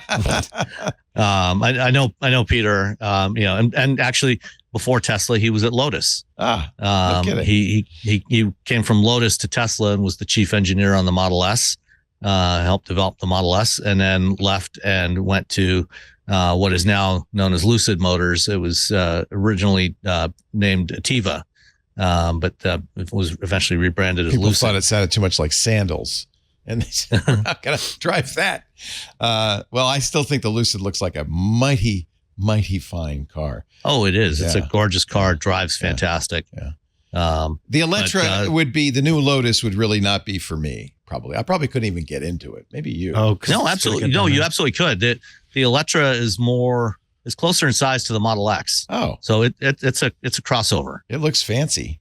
Yeah. Fancy now, schmancy. What's not in these pictures here that you're showing is sitting across about 6 feet away from the Electra was the Lotus Emira, which is the one that I would actually want. That's the one that you probably couldn't get into. It's a little sports car. I see it over here. The black car with the. Yeah, there it is there. Yeah, that's the Emira. Wheels. But they also, this week, Lotus unveiled the Emaya, which is based on the same platform as the Electra, but it's a sedan. So it's a little bit lower, similar overall size, but a little bit lower. Not as low as the Emira, but it looks pretty slick as well. Boy, for an English company, they sure come up with funny names. Yeah. Well, I could have sworn they were Italian. Lotuses have always had names that started with E, like Esprit, Elise. Elan, Elise, Exige. So they've always had names that start with E for their road cars. Yeah. Sam, you're the greatest. I appreciate you letting me once again hijack your segment. But no problem. I just had to know. This story seemed like it was a revelation. Maybe it was. Yeah. I mean, the part about training is not And that's the way they've always done it. Right. But, perhaps the part about using, switching to a neural network for the path planner might be new, or it might not, depends on whether you believe Elon and what he's always said and what Isaacson is saying today. Yeah. Well, what it tells me is I got to read this book with a grain of salt, maybe. And I think that would be probably fair for pretty much any authorized biography. Right. Should always be read with a big grain of salt, especially when it's about someone with the, let's say, ego of Mr. Musk. And with that, we thank Sam Abuelsamid. You can hear his podcast, Wheel Bearings. It's at wheelbearings.media or wherever finer podcasts are sold. He is on Mastodon at Sam Abuelsamid. And of course, he is a principal researcher at Guidehouse Insights, where his customers are very lucky recipients of his wisdom, as are we. Indeed. Thanks, Sam. Have a great week. Thanks so much. You too. All right. Bye-bye. Bye. Yeah, well, that's interesting. Yeah. See, this is why I love having Sam on, because you really get the story. Exactly. In depth and true information. I want to talk to Paige. I do, but I think we need to take one more break because we do have another ad. Oh. We've got a second ad that we need to get to. I took a break, and I do this a lot. Yes. Where I took a break but didn't do the ad. Yeah. So maybe this would be a good time to take a break and do the ad. Novel. And then they could stick the ad in the earlier break. That's what I'm thinking. You're smart. See, without you, the show just doesn't work. Actually, I did that last week too. See, it was up to John Ashley to tell me. Now we're going to say hello to Paige. Hi, Paige. I see you. Press *6 so we can hear you if you haven't already. And welcome to Ask the Tech Guys. Oh, maybe I didn't push the send to breakout room. That's my problem. My fault, Paige. Here comes Paige. Now you can press *6. That was me. I heard a chuckle. Button malfunction. Hi, Paige. Hi. How are you? Oh, we're great. How are you? Well, I missed the radio show only because it was 2 days. Oh. Yes, but do you miss the 19 minutes of commercials? No, absolutely not. Absolutely not. No. So even though there were 2 days, we still do almost as much content in one day because we don't have all those ads. Yeah. No, I'm very I miss it too. You know, I was just thinking the other day, 19 years I did that. That's a lot. That is a mind-boggling. I don't think I've ever really absorbed how long that was. That's a commitment. It was, and I loved, believe me, I loved doing it. But I miss it too in some ways, Paige. But I think what we're doing here is close. And if I weren't so lazy, we would be doing 2 days. But I like having Saturdays off. Yeah. Well, start an hour earlier. Okay. You want to do that? We'll start that at next 10:11 week. instead of 11:11? 10:11, exactly. Yeah. 10:10. Okay. Why not that? So I have two questions. One's about eero and echo, and one is kind of an oddball question. I love a nice lead into what the questions are going to be so we can be prepared. Yes. Thank you for that. So I have an eero 6 Plus system. Okay. Is that what you have? And 6 Plus, 6 Pro. 6 Plus. Okay. I have the 6 Pro. Okay. Okay. And then 2 various echo devices. Mm-hmm. And they periodically, randomly, overnight, seems like, switch to my guest network. Ooh. So the guest network is also an eero network, isn't it? Yeah. Yeah. But and how? So you're aware of this? Tell me how you're aware of the fact that this is happening. This will help me. I have two of the speakers connected to each other, and when it goes haywire, they will no longer both play at the same time. Got it. Okay. So my first suggestion, if you have not already done this, is to hop into the Alexa app and make your device forget the Wi-Fi network, the guest network. Forget about it. Because if you make it forget about it, it won't even know how to connect to that guest network. Now, the way to do that is in the app, and it used to be I'm annoyed. You used to be able to go online and go to alexa.amazon.com, but slowly but surely they've deprecated that. So now you have to do it from the app. You open the Alexa app, you choose devices, you find the Echo and Alexa device, you tap on it, and then you hit the little settings gear in the top right corner. Okay, I'm there. And then you go to tap on Wi-Fi network under wireless. And then let's see. That's where I go when I want to change it back. Yeah, now I'm trying to see. I haven't seen anything about forgetting. Yeah, that's what you do on an iPhone. Yeah, I'm trying to find where that was the wrong question. It's the same name for both networks, or no? Does the guest network have a unique name? Mine does in the eero stuff. Mine does. It does. Yeah. Okay. Yeah. Oh, here it is. Manage your content. Okay, so actually you do this from online. We will have to include a link in the show notes because I won't be able to give you the whole URL. But there's a page where you manage your content and devices. You choose the preferences tab, and then under saved Wi-Fi passwords, you delete the one for that guest network, and that's going to make your Alexa device forget that guest network. For some reason, I don't know if maybe in the middle of the night it's sensing some sort of drop in the connection on the main one, so it's like, well, I need to connect, so let me switch over to this, and that's why it's doing it. But that will then make it forget that guest network and won't flop over to it. So perfect. I will pass that link over, and we will get that into the show notes, which can be found at twit.tv/ATG.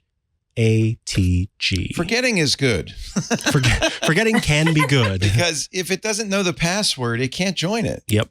Now, the reason it's interesting that it's joining it, it probably just says, oh, this is stronger. So yeah, I'm thinking some weird drop is happening. One thing I like to do with eeros, in fact, with all mesh networks and IoT devices, is when I'm setting up the IoT device, turn off the 5 gigahertz radio. Unfortunately, with eero, you can. Oh, you can. Yeah. It used to be you had to call them. Now you can do it. Yeah, it's in the troubleshooting page. So turn off the 5 gigahertz network and just use a 2.4, because most IoT devices don't work with 5 gigahertz. They may join it, they may see it, but they'll have problems with it. So it might be worth setting the whole thing up again and have all your echoes just join the 2.4. And if you're curious, Paige, about how to do that, we've got a lot of people who listen who use eero. You launch the eero app, you go into the settings page, you tap on troubleshooting, you choose my device won't connect, and then it says, my device is 2.4 gigahertz only. When you tap on that, you can temporarily pause the 5 gigahertz radio. I think it does it for about 8 to 10 minutes. And then at that point, you'll go into the app and do the connection. That's and a great it will way to only do it. be via 2.4. Okay. Yeah. That's a great way to do it. I'll try that because they are on 5G. Yeah. Yeah. I mean, they can, I guess they can use it. Yeah. Older devices couldn't. And what Leo's suggesting too, especially if your eeros if your echoes are far away from the main eero device, that's going to be a great thing for you because the 2.4 gigahertz can pass through a lot of stuff.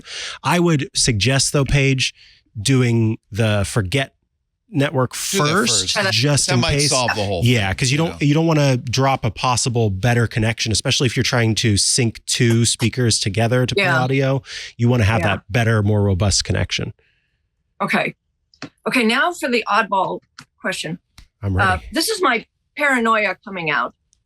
So we're moving towards things like having your driver's license digitally on your phone. This is great because Leo's going to be able to talk about this. But then you have to hand over your opened phone, unlocked phone. And so I was thinking, would it make sense to have kind of a less smart phone with less of your apps on it? You know, you don't have your banking on it. You don't have sort of like my spy phone. So Apple has announced that they're going to allow people to put driver's licenses in the Apple Wallet. So not every state is going along with it. It's actually a small minority of states right now. California just added this capability, but without putting it in the Apple Wallet. You have to get a California DMV app. And this is where it's really going to come down to I wish they'd supported Apple, to be honest. I'm not going to press this show my MDL button, but what will happen is a QR code will pop up that the trooper who has pulled me over for speeding can scan. Right. And I don't need to give them my phone, and do not give them your phone. Mm-hmm. And if they want your phone, give them your driver's license. The other thing California says is always carry your driver's license. This doesn't work in a lot of circumstances. Mm-hmm. Now, I am going to try this because I'm flying. You did it too, right? Or no? No, I did not. But they say this works for the TSA, and I will press that button. Yeah, if you have TSA pre-check, which I know you do, and you have this driver's license option, there are 2 terminals that support it. One in LAX and one in SFO. You can't see it because I'm hiding the QR code, but it says, this QR code is single use. Oh, that's good. It will be refreshed the next time you open this screen, and then swipe right for the credential, and then it shows info from my driver's license, including the number, issue date, expiration date. And because it's issued in the state of California app, you can show this. Presumably, the state of California is going to make sure it's Highway Patrol and others can use it. Now, whether my local police will use it or not, I suspect they're going to ask me for my driver's license. Here's another great look at that thing. And go, why is that there? Share my age. So it's not unusual that you have to show your driver's license. I don't have to anymore, but Lisa still does. She has to show her driver's license to buy liquor or when you go to a concert to get that bracelet. So this now can share my age using a special app or using True Age. Now, obviously, the venue will have to have those tools, but that's kind of interesting too. And actually, it is better than giving them your driver's license. Honestly, that's the implementation that Apple has designed. What's so cool about it is it is scenario by scenario. So it is only handing over the exact precise information that someone needs. So in the case where something is requiring that you be 21 or over, they won't even hand over your birth date. It will simply be, is this person 21 or over? Yes or no. Yes. And so it will just say yes. So it's actually a more secure thing than me handing over my ID that has my address on it. It has my birth date. It is giving as little information as possible. But yes, in the case where a trooper or somebody would be wanting to gain access to your phone, don't give them your phone. Don't give them your phone. And in fact, hit all 3 buttons on the phone to keep it from even. This is on an iPhone. On an iPhone, your side button and your up and down volume buttons. That will make it so that the next time you access the phone, you have to type in your passcode. So the person couldn't hold your phone up to your face and unlock it using that. It basically disables that. But I mean, your idea. I think that instead of having a second phone that has fewer apps on it, it just makes more sense to keep doing what you've been doing thus far, which is carrying those physical versions rather than having to do unwieldy apps. I think you should anyway. No matter what. Perhaps what changes is you get to leave your physical ID, in a bag or something as opposed to carrying it along with you. Now, I will tell you this, which maybe you've heard us talk about, but the recent court ruling says that the Border Patrol does have the right to ask for and take your phone. Period. Yeah. Really? Yeah. So when you cross the border, your electronic devices, now most of the time they don't, but the case came up when an attorney was crossing into the United States. He had on his phone, he had privileged communications with his clients. They said, I can't give you my phone. They said, well, you can either give us your phone or you're going to airport jail. Oh, and I don't think anybody wants to spend any time in airport jail. No, that's the worst jail. So he gave him the phone and didn't get it back for 6 months, even though he was never charged with anything. He sued reasonably, and the judge has now said no, they have the right to do that. Really, when you cross the border. Now, different courts have ruled different things, but I'm going to say because it is not settled law, that in fact, Border Patrol assumes, and here's the worst thing, they assume not only do they have the right to access any of your electronic stuff as you cross the border, they also say anywhere within 100 miles of the border, which means almost 90% of the U.S. population. And this comes up in Maine and New Hampshire when you can get stopped within miles of the border and they can still take your phone. This is a big issue. I think the courts really need to resolve this. But as of right now, I'm trying to find the story. It looks like a court is, and I think it was a Fifth Circuit. Yeah. It was a federal appeals court says law enforcement does not need warrants to search phones at the border. So that's something that where you should be paranoid. And in fact, what some people do is they carry, either they wipe their devices before they cross the border, or they carry dummy devices, or I'm not going to. There are ways to do encryption and so forth that it's not clear that there's any data on your drive. People are doing a lot of different things, backing up to iCloud, then erasing their phone. Mm-hmm. I'm not going to do that, but this guy, there was no probable cause. I think they just didn't like him. His phone was searched and seized in 2021 by the Border Patrol. And I hate to say it, but do I hate to say it? I don't know. To put on my Johnny Jet hat for a moment, you have to wonder if interactions played a role in that. He may have said, no, you're not taking my phone. And I'm a lawyer and this and that and the other. And It's like, if we can just treat everybody with kindness, a lot of times I've found that really pays dividends. But, again. Here from the Fifth Circuit's decision, this is really chilling. The phone's passcode feature prevented the border officers from accessing the phone and thus from searching it. So they took it and sent it to a forensics lab. The lab bypassed the phone's security features, extracted the phone's data, returned the phone and the data to the Department of Homeland Security. All of that took about 3 months. I didn't know they went that far with it. Department of Homeland Security then used a filter team to screen the extracted data for privileged materials. That took another 2 months. Once the filter team had finished, they provided the border officers in Dallas with 2 thumb drives consisting of the data the filter team determined the officers were authorized to search. So now we're 5 months later. Yeah. So the DHS conducted a border search of that data and returned the phone to him almost a year later. There was no probable cause there was no filing with probable cause. There was no warrant.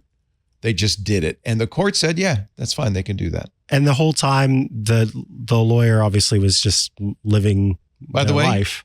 He was a member of Global Entry. He was a trusted traveler. Whoa. That's wild to me. So just, That's mortifying. Yeah. I don't know. Maybe you should carry a spy phone page. Yeah. I think that it's pretty clear that the police don't have the right to do that, regular law enforcement. Right. Just remember, Border Patrol does.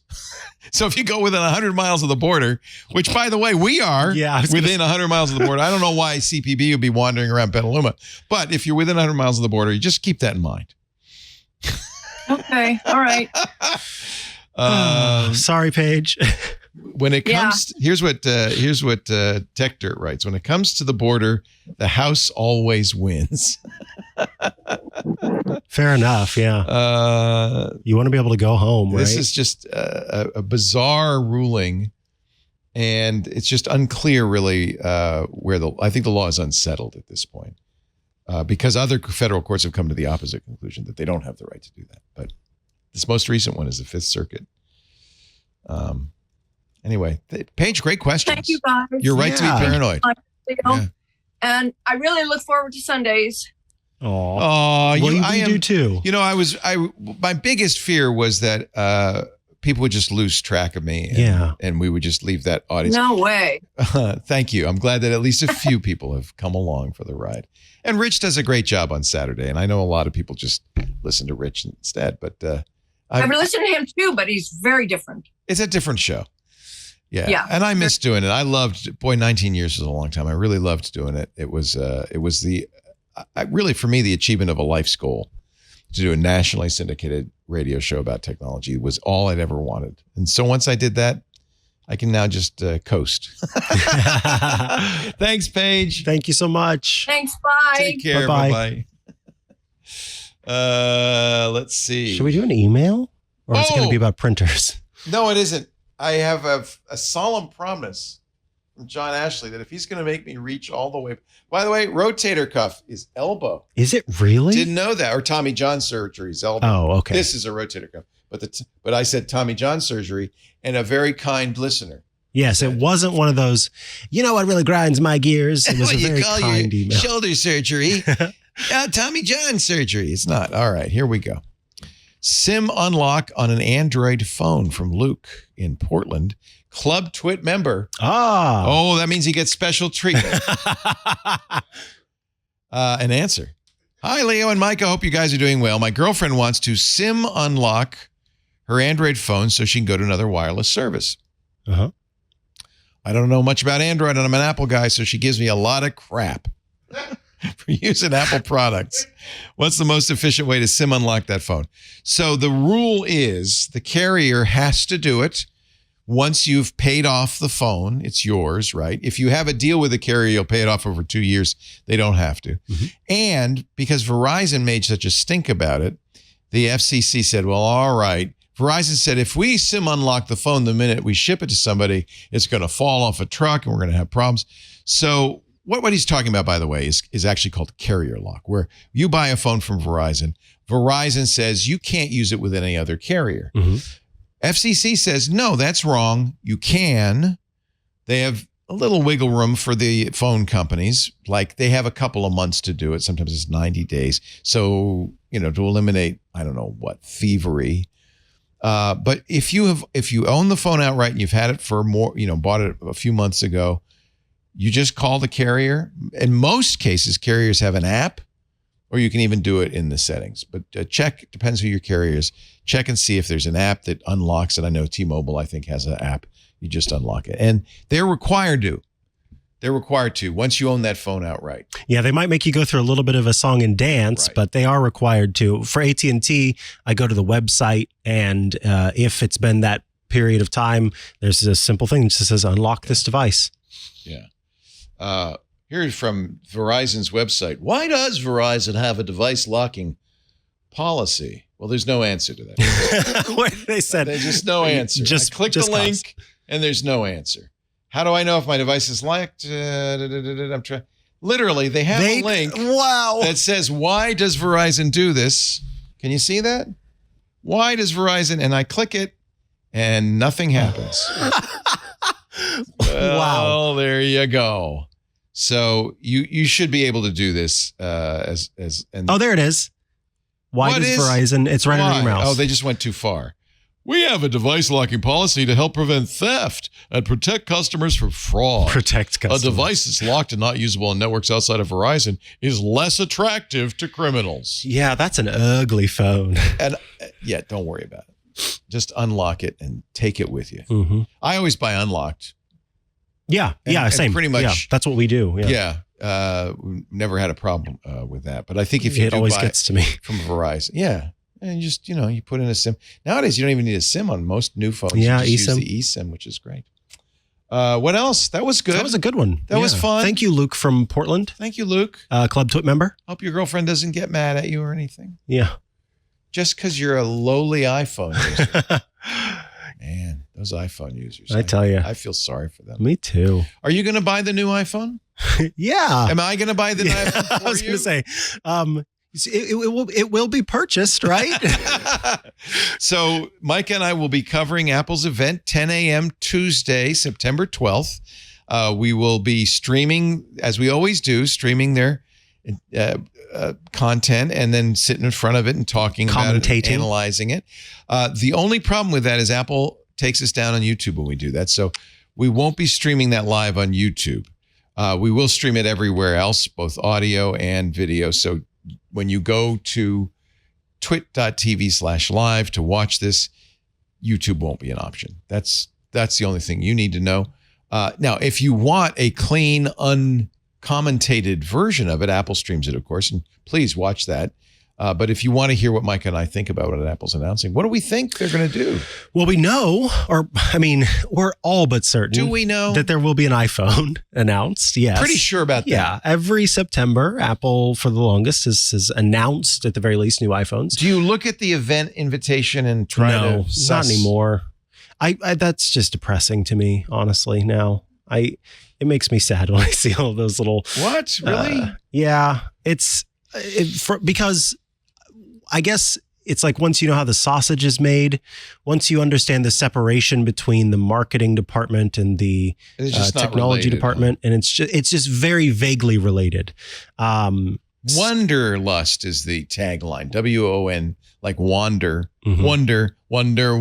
Who made the iPhone 15? Yeah. So wonder and then lust, because Apple acknowledges that really they sell most of the phones based on a carnal desire to own it. Yes, indeed. And, we're hearing that the colors for the Pros are super muted this year. A dearth of color. Blue steel, gray steel, steel, and silver steel. Yeah. But it will be titanium, oddly enough, not stainless steel. And remember we had that caller who said, these phones are too heavy. Well, it'll be lighter, although it might be thicker. It'll still be lighter. It might be a little bit thicker. Interesting. Here's the thing that they're saying right now, that Mark Gurman and all the rumor mongers, it is the high end. The iPhone Pro is going to be more expensive. $100 more. Yeah. Two reasons: periscope lens, so it's going to have a lot of zoom, and the fact that they're going to replace this surgical stainless steel with non-surgical titanium. Never so don't operate with titanium. Never. No. Many people have titanium allergies. No. I also read something about stacked sensors. Did you hear about this? This is like the latest camera That's not rumor. Periscope? That's no, and this is supposed to be coming to all of the iPhones. Let me see. Stacked sensor iPhone. I don't know. Somebody had this really weird kind of drawing of diagram of what a stacked sensor could be. Or what it looks like, and I didn't understand it. If it might be related to binning, which they've done before, which is the idea that in order to give you more resolution, you have a higher. Anyway, we'll find out. Quo suggests that the new stacked sensor design will only be included in Apple's standard lower end iPhone 15 and iPhone 15 Plus, not the Pro and Pro Max. If you don't want spoilers, yes, do not read this. Minutes before we went to pressed play, began the show. Minutes, Macworld published the script. Oh, come on. For Apple's event. It's a goof, isn't it? No, they say this is the rehearsal script. What? That leaked out. The last time we did this, some people questioned whether it was real or not until after the WWDC keynote, when it was clear we made the whole thing up. Oh, maybe they are. Maybe this is. You know what? It's not April 1st, ladies and gentlemen. Maybe it is made up. Well, we can't vouch for the validity of the most recent file we pilfered. We can vouch for the gullibility of the internet. Okay, so I fell for it. Oh, boy. We will see probably, besides...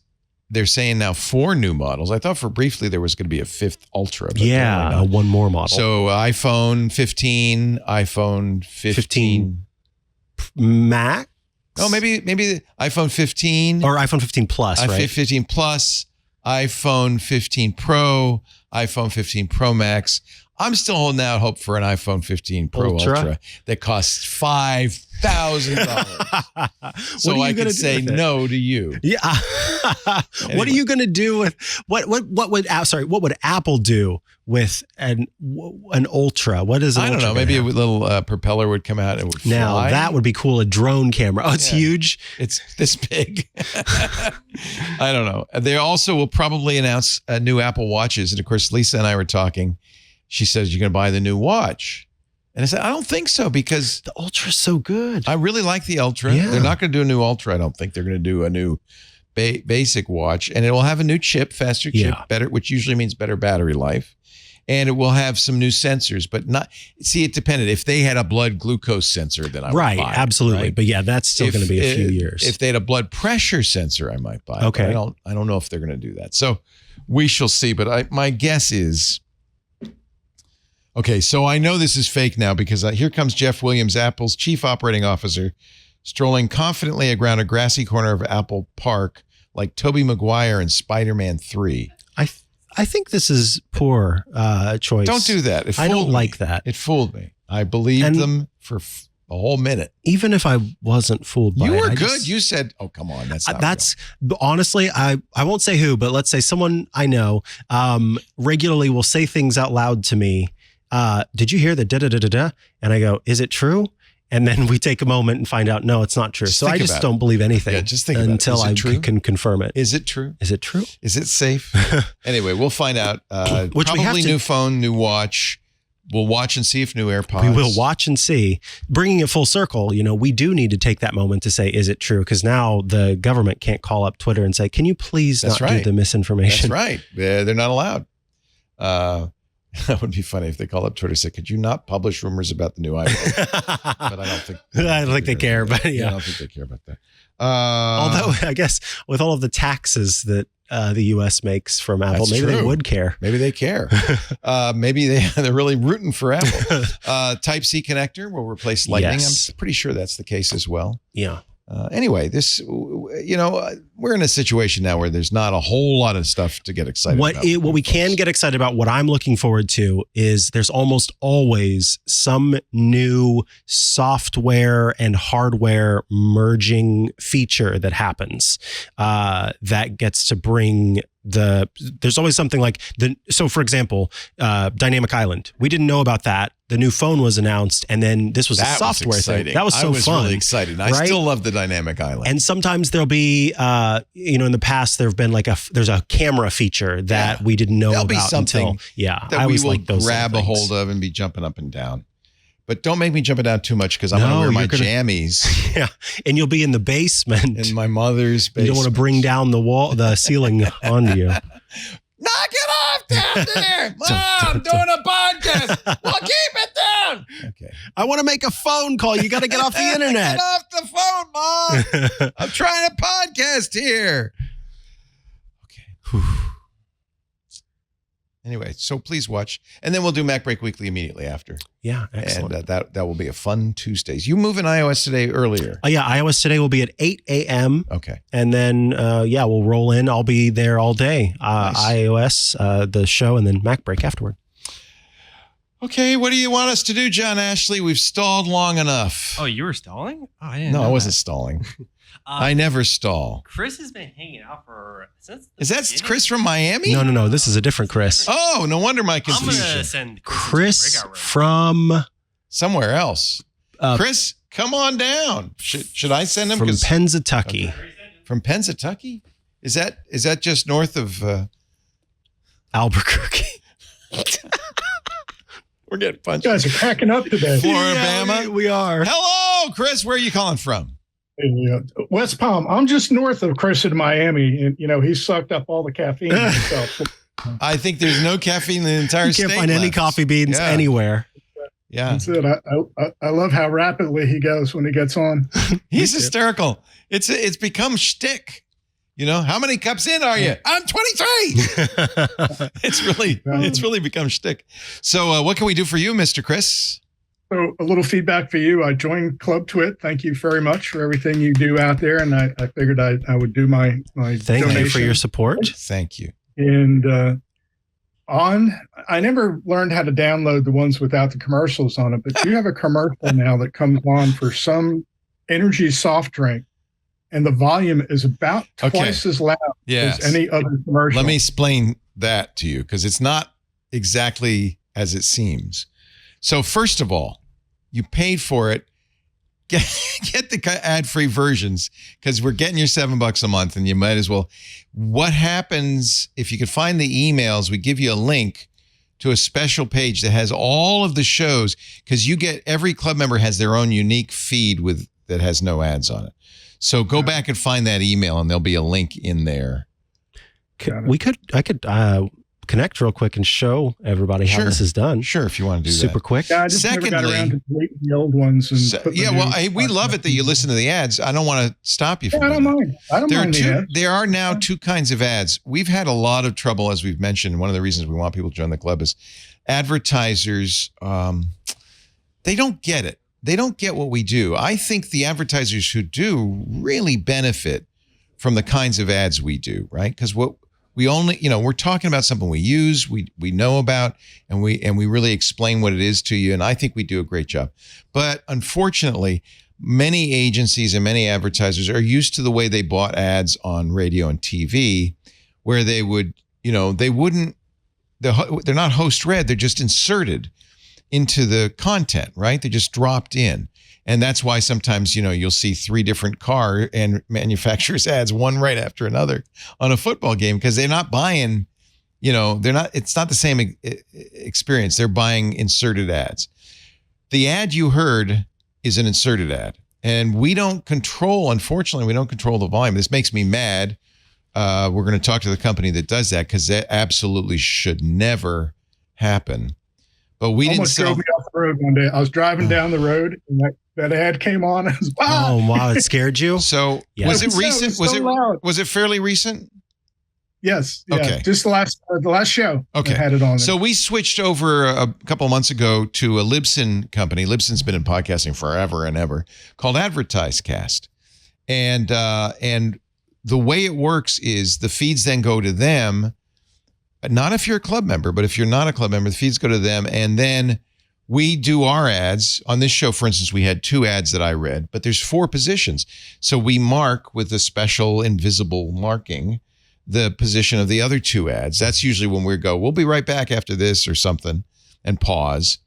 And then if they have an advertiser for your region even, they will drop that advertiser in, and we get paid for it. We don't get paid as much as we would if we were doing the ads, but frankly, some advertisers, the only way we can ever reach most advertisers is through this what they call direct ad insertion. And so we have to do it because we're just not close to sold out. We're less than 50% sold out these days because of that. So I'm sorry, but I should say, we approve every client. No client goes on there that we haven't said yes to. I get a list, and it's a long list of clients, and I say, no, we're not going to do cigarettes. We're not going to do beer. We're not going to do vaping. We're not going to do, Bitcoin, stuff like that. But we have a relationship. I'm going to actually be with Trevor, who runs AdvertiseCast in Green Bay when we go out there. One of the reasons we're going to Green Bay is to meet with them. And you can say, hey, Trevor, shout out. Is this the kind of ad you want?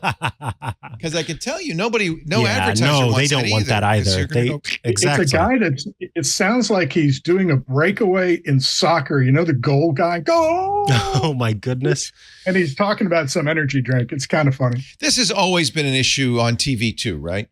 And some of it is not that it's louder. There are FCC rules that can't be, louder than the main content, but they can do tricks with it to make it feel louder. Yep. And it doesn't apply to OTT stuff. Yeah, they're allowed to do whatever the hell they want. That's the other problem. So for everybody who's in the club, we get these questions all the time. So I'm going to make a little package that John Ashley can basically cut out if he wants to and share with people. So I went to twit.tv. So can we show my screen? I'm AirPlay 1. All right. So I click on club. And then I scroll down. Yes. And on the right side, it says manage your membership, right? Oh. I choose access your account. So if you didn't have the email, you can just do this. Yes. And then if you're not logged in, you'll give the email that you use to log in. Mine's my Twit email. All I do is I click over on podcasts. Look at this. Watch this. This is amazing. Look, I've never done this. Here are all of the shows. So if I wanted to ask the tech guys without ads, that's a special feed. That's going to be your feed. Only you don't show it. Yeah. Only delete the old subscriptions. Yes, you would remove your old subscription. You would click on subscribe, and I won't show this because this has my own special feeds. But when you click on subscribe, it's actually going to pop up with different podcast providers. So maybe you use Apple Podcasts, maybe you use Spotify, whatever you happen to use. There's probably an RSS as well. And there's also, just a plain old RSS, and you can just copy and paste that as well. So those others are just to make it easier, but that. And then also, folks, maybe you are going, how do I join the Discord? From this page, you click on this button right here, Discord. and then you can join the Discord. So if you've had trouble with any of that, that's where you do it. It's just that simple button. And even if you don't access your plan to spend much time in the Discord, there are help sections in there. So if you have other questions, that's where you can go and get support from Ant and the team. So I have a good question for you today. Okay. So you guys earlier said that Google turned 20 today. Does that like dog years? Is it really 25? 25. That's a good question. Is it like dog years? They've forgotten where I live. They think I've moved to Washington, D.C. when I'm really in South Florida. Oh, Lord, Google. Yeah. Maybe it is dog years.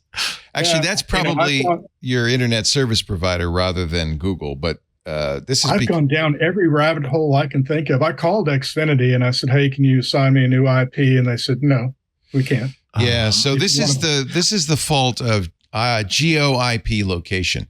And by the way, that might be why you got that loud ad, because they also do that. They're using we can't really tell where you are, but what they'll do is look at an IP address and say, well, that is assigned to this ISP for this region, so he must be in Upper Washington State or wherever it is that they're putting you.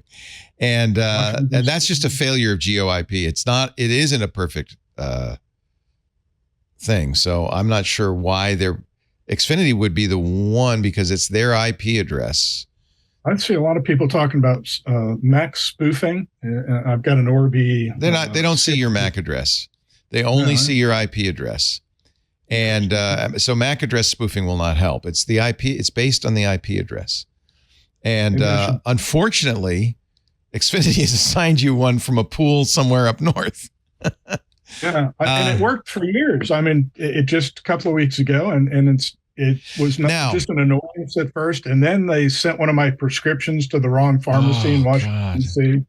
And now my YouTube TV won't give me local stations. Oh, that's very frustrating. And I called YouTube TV, and they were like, "We don't know how to fix it." Call you, please. So one thing you could do,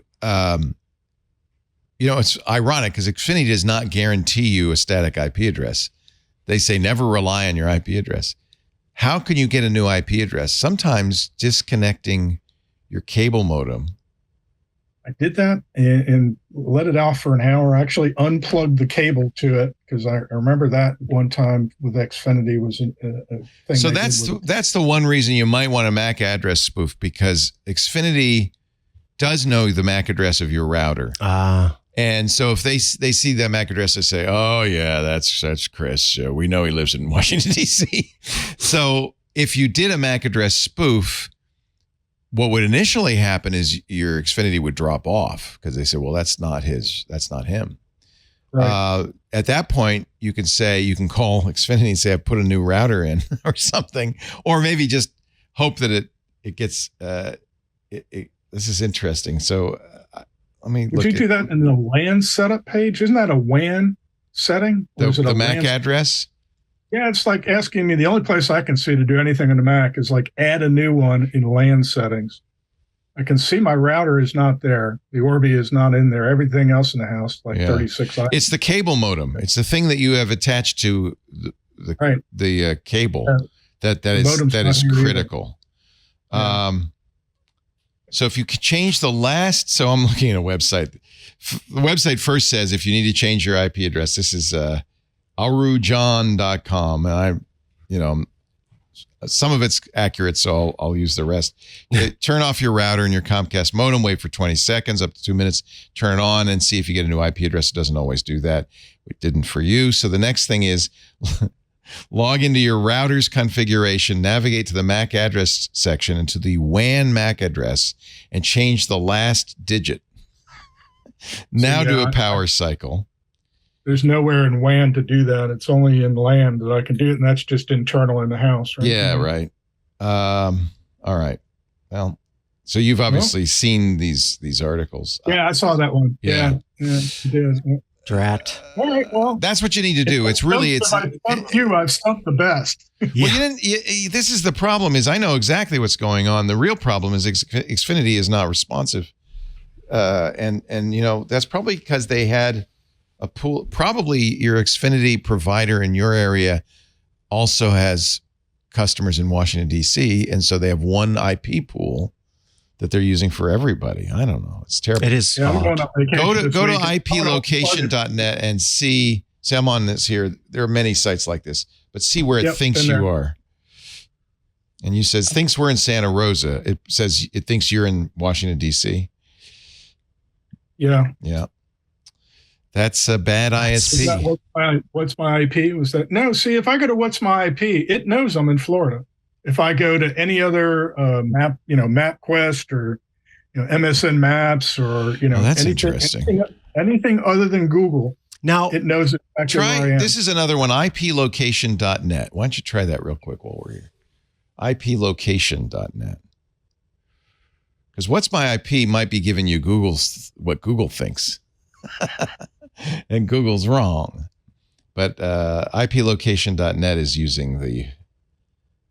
Yeah, West Palm Beach, Florida. Okay, so why is Google specifically Google ignoring that? Is it? Yeah, it's in Google Maps. It's in where does this show up that that it's any non-Google properties? Google Maps and any search you do in Chrome shows the wrong address. Like if you just put in restaurants and don't put in the zip, it'll tell you that you're restaurants near your Washington D.C. location that is not your actual location. Got it. My YouTube TV thinks I'm in Washington D.C. There's no way to change it. All the Google properties do, yeah. Yeah. Yeah, I got into a loop with that. Have you ever lived in DC? No, I was there like 2 years ago for a weekend, but no. Remember when my YouTube TV decided I was in Susquehanna, Pennsylvania? Never been there. I don't know why I thought that. How'd you fix it?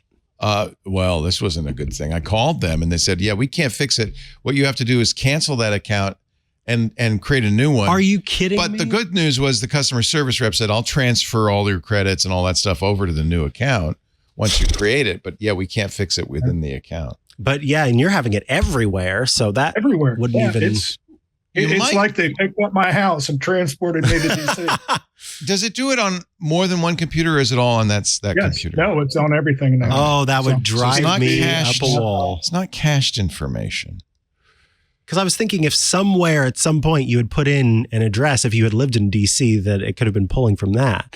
But the fact that this is like just 2 years ago, but again, it was like a 3-day weekend and I came back, everything worked fine. This is like a recent thing that started happening about 3 weeks ago. Okay, so that's interesting because I actually thought that I remember a listener calling in before who had a similar issue. I do too. I remember that call. I wasn't sure what the outcome was. They moved to Washington, D.C. That's the solution, by the way. Yeah. Just move. Google's always right. Don't you know Google's always right? Oh, yeah. West Palm is very nice. You're in a very nice area. Is it a little sweaty and hot today? It's very sweaty and hot. I was hoping to talk to Sam and ask him to ask Elon to put my recirculation button back on my Tesla. I don't know why my AC. They took it out? No, the button is there, but every time you get in the car, it's off. Oh, it resets. Pulling air in from outside. It's 98 degrees here. Right, I don't want that. Wait a minute. There's no time I drive that car. You can because you grew up in St. Joe. 98 degrees and 100% humidity. Yeah, it's a nightmare. My sister warned me because I'm going back to Rhode Island. Apparently, it's very similar. It's 80s, but it's very, very really humid. Walk out the door and your hair just goes. Yikes. Okay. Well, thank you guys. I appreciate dabbing cloths. And I'm going to keep banging on Xfinity. Yeah, good luck. That's very frustrating. I'm looking at all sorts of how do you change your location in Google, and you're right. It is Google now. I think we've determined that because IP location and what is my IP says you're in Palm. So it's clearly that Google has got it in its head for some reason that you're in DC. So it isn't very frustrating. It isn't Xfinity. I'm going on vacation this weekend, so I'm going to unplug it for 3 days and see if that rolls the IP over. Doing it for an hour or two didn't work, but maybe if I do it for a longer period of time, it'll roll. I don't doubt it, but have you ever been to Washington D.C.? Yeah, he said it for a few days. I wonder if your phone decided that that's where you were, and then the phone told everybody, "Hey, he's moved." The phone knows where I am. If I do Google Map, the phone works fine. Yeah, but it's on. It's not on my Wi-Fi. Well, it is on my Wi-Fi, isn't it? Yeah, no. The phone. And your computer doesn't have GPS in it. I mean, that's why your phone knows where you are because it's pulling from GPS instead of using IP. What an odd problem. See, there you go. There's your afternoon stumper. Yeah, I'll be thinking about this for a while, and I'll be thinking about you when you move to Washington, D.C. Yeah. Well, I'll be looking at the show notes. Exactly. At the end of the week, Chat room, Discord, anything you can do to help. We would appreciate it. Hey, it's great to talk to you. Thank you for joining the club. We really appreciate it. Thanks so much. And now you know how to get rid of those ads. Yeah. Yes, exactly. $7 a month, ad-free versions of all of our show, access to the best social network ever, our Club Twit Discord, stuff that we don't put out in public, like Micah's own Hands on Macintosh, Hands on Windows with Paul Thurrott, the Untitled Linux Show, Scott Wilkinson's Home Theater Geeks, so many great programs because our Club Twit members are financing them. So it helps us a lot. Every podcast network is reporting that it's just gotten very difficult to do podcasts. But thanks to our club, we now have, I think, almost 7,000 members, which is a full 1% of our audience. If we could get it to 2, 3, 4, let's get. I that dream of up. 5. We could really do something with that money, and it wouldn't go into my pocket. I can promise you. Twit.tv/clubtwit. We appreciate it. Thank you very much. Thank you. Do you want to do one more call before we go? I hate to end on a We can do one more call, but note. I think we do need to take a quick break. Oh, all right. We're going to take a little break. And then when we come back, why don't we do a voicemail? How about that? Yeah. You're watching Ask the Tech Guys or listening. Either way, it's okay. Voicemail time. Who do you got? Hi, this is Don from Gaithersburg, Maryland. And my question is that it seems in the last couple of months, Apple Podcasts and its integration between the iPhone and the Apple Watch are not in sync anymore. My podcast queue on my phone is no longer syncing in the same order as it is on the watch. So the watch seems to be the controlling mechanism for the podcast when I listen to them through my AirPods. And in my car. So I don't know if Apple did something odd or this is just an Apple podcast issue, but I'd like to be able to have my podcasts in the order that I prefer, which I have on my phone, rather than the randomness that the watch plays it on. Thanks. So he's using a nice feature of Apple Podcasts, which is just keep playing. Don't ever stop. But it's not playing in the order that he is set up. I am not a regular user of Apple Podcasts, so I'm not sure. My suggestion to you is launch the Watch app on your phone. Then you will go to the podcasts settings on your phone. So there are 3 tabs at the bottom: My Watch, Face Gallery, and Discover. From the My Watch tab, just scroll down until you get to podcasts, and you'll see settings. Add episodes from Up Next or add episodes from Saved. And then you can also add shows. So I would check this page and see that it's the same as what you have in your phone with your podcasts app. It could be that for some reason it started doing the using shows that you have listed here, instead of just pulling from your Up Next from your podcasts app. So if you can show that over the shoulder shot, I can show people. There you go. Yeah. So you want to have Up Next and Saved selected. You don't want to have Add Shows. You don't want to have anything in there, because if you choose Add Shows, then it's going to ignore what you have on your Apple Podcasts and app. Just make its own. And make its own list. Yeah. As for order, I don't know how you would reorder them. Yeah. It should be, if you have it set so that it pulls from your Up Next, then it's going to pull from the phone's Up Next and it'll copy. Yeah. What I think happened is that for some reason that shows section ended up getting added here, and that's where it breaks and it does its own thing versus what you want it to do, which is from your phone. Let your phone be the ruler instead of let your Apple Watch be the ruler. Got it. You're so good. I'm glad you're feeling better. Me too. I will be back here next week. Yeah. I'm going to fly back east tomorrow. Then you're going to be gone again? Sorry? Won't you be gone again after that? So you'll be like, that's here. Later. Oh, is that way later? Okay. I feels like you're flying. I'm going to tell you this right now. I'm not missing this show ever. Okay.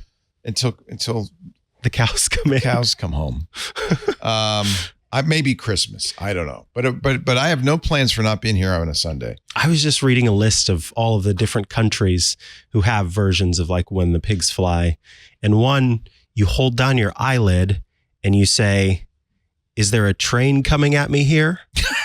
What What country is that? I believe it was Germany. Is that train coming here? No, you see a train there? No. Well, you know what we say in America? The good Lord willing and the creeks don't rise, I will be here next week. And you will too for Ask the Tech Guys. I hope you will too. Amen. We do this show.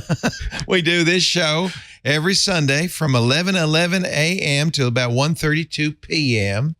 That's a Pacific time. If you live in God's country on the East Coast, that would be, I don't know. It's hard to figure.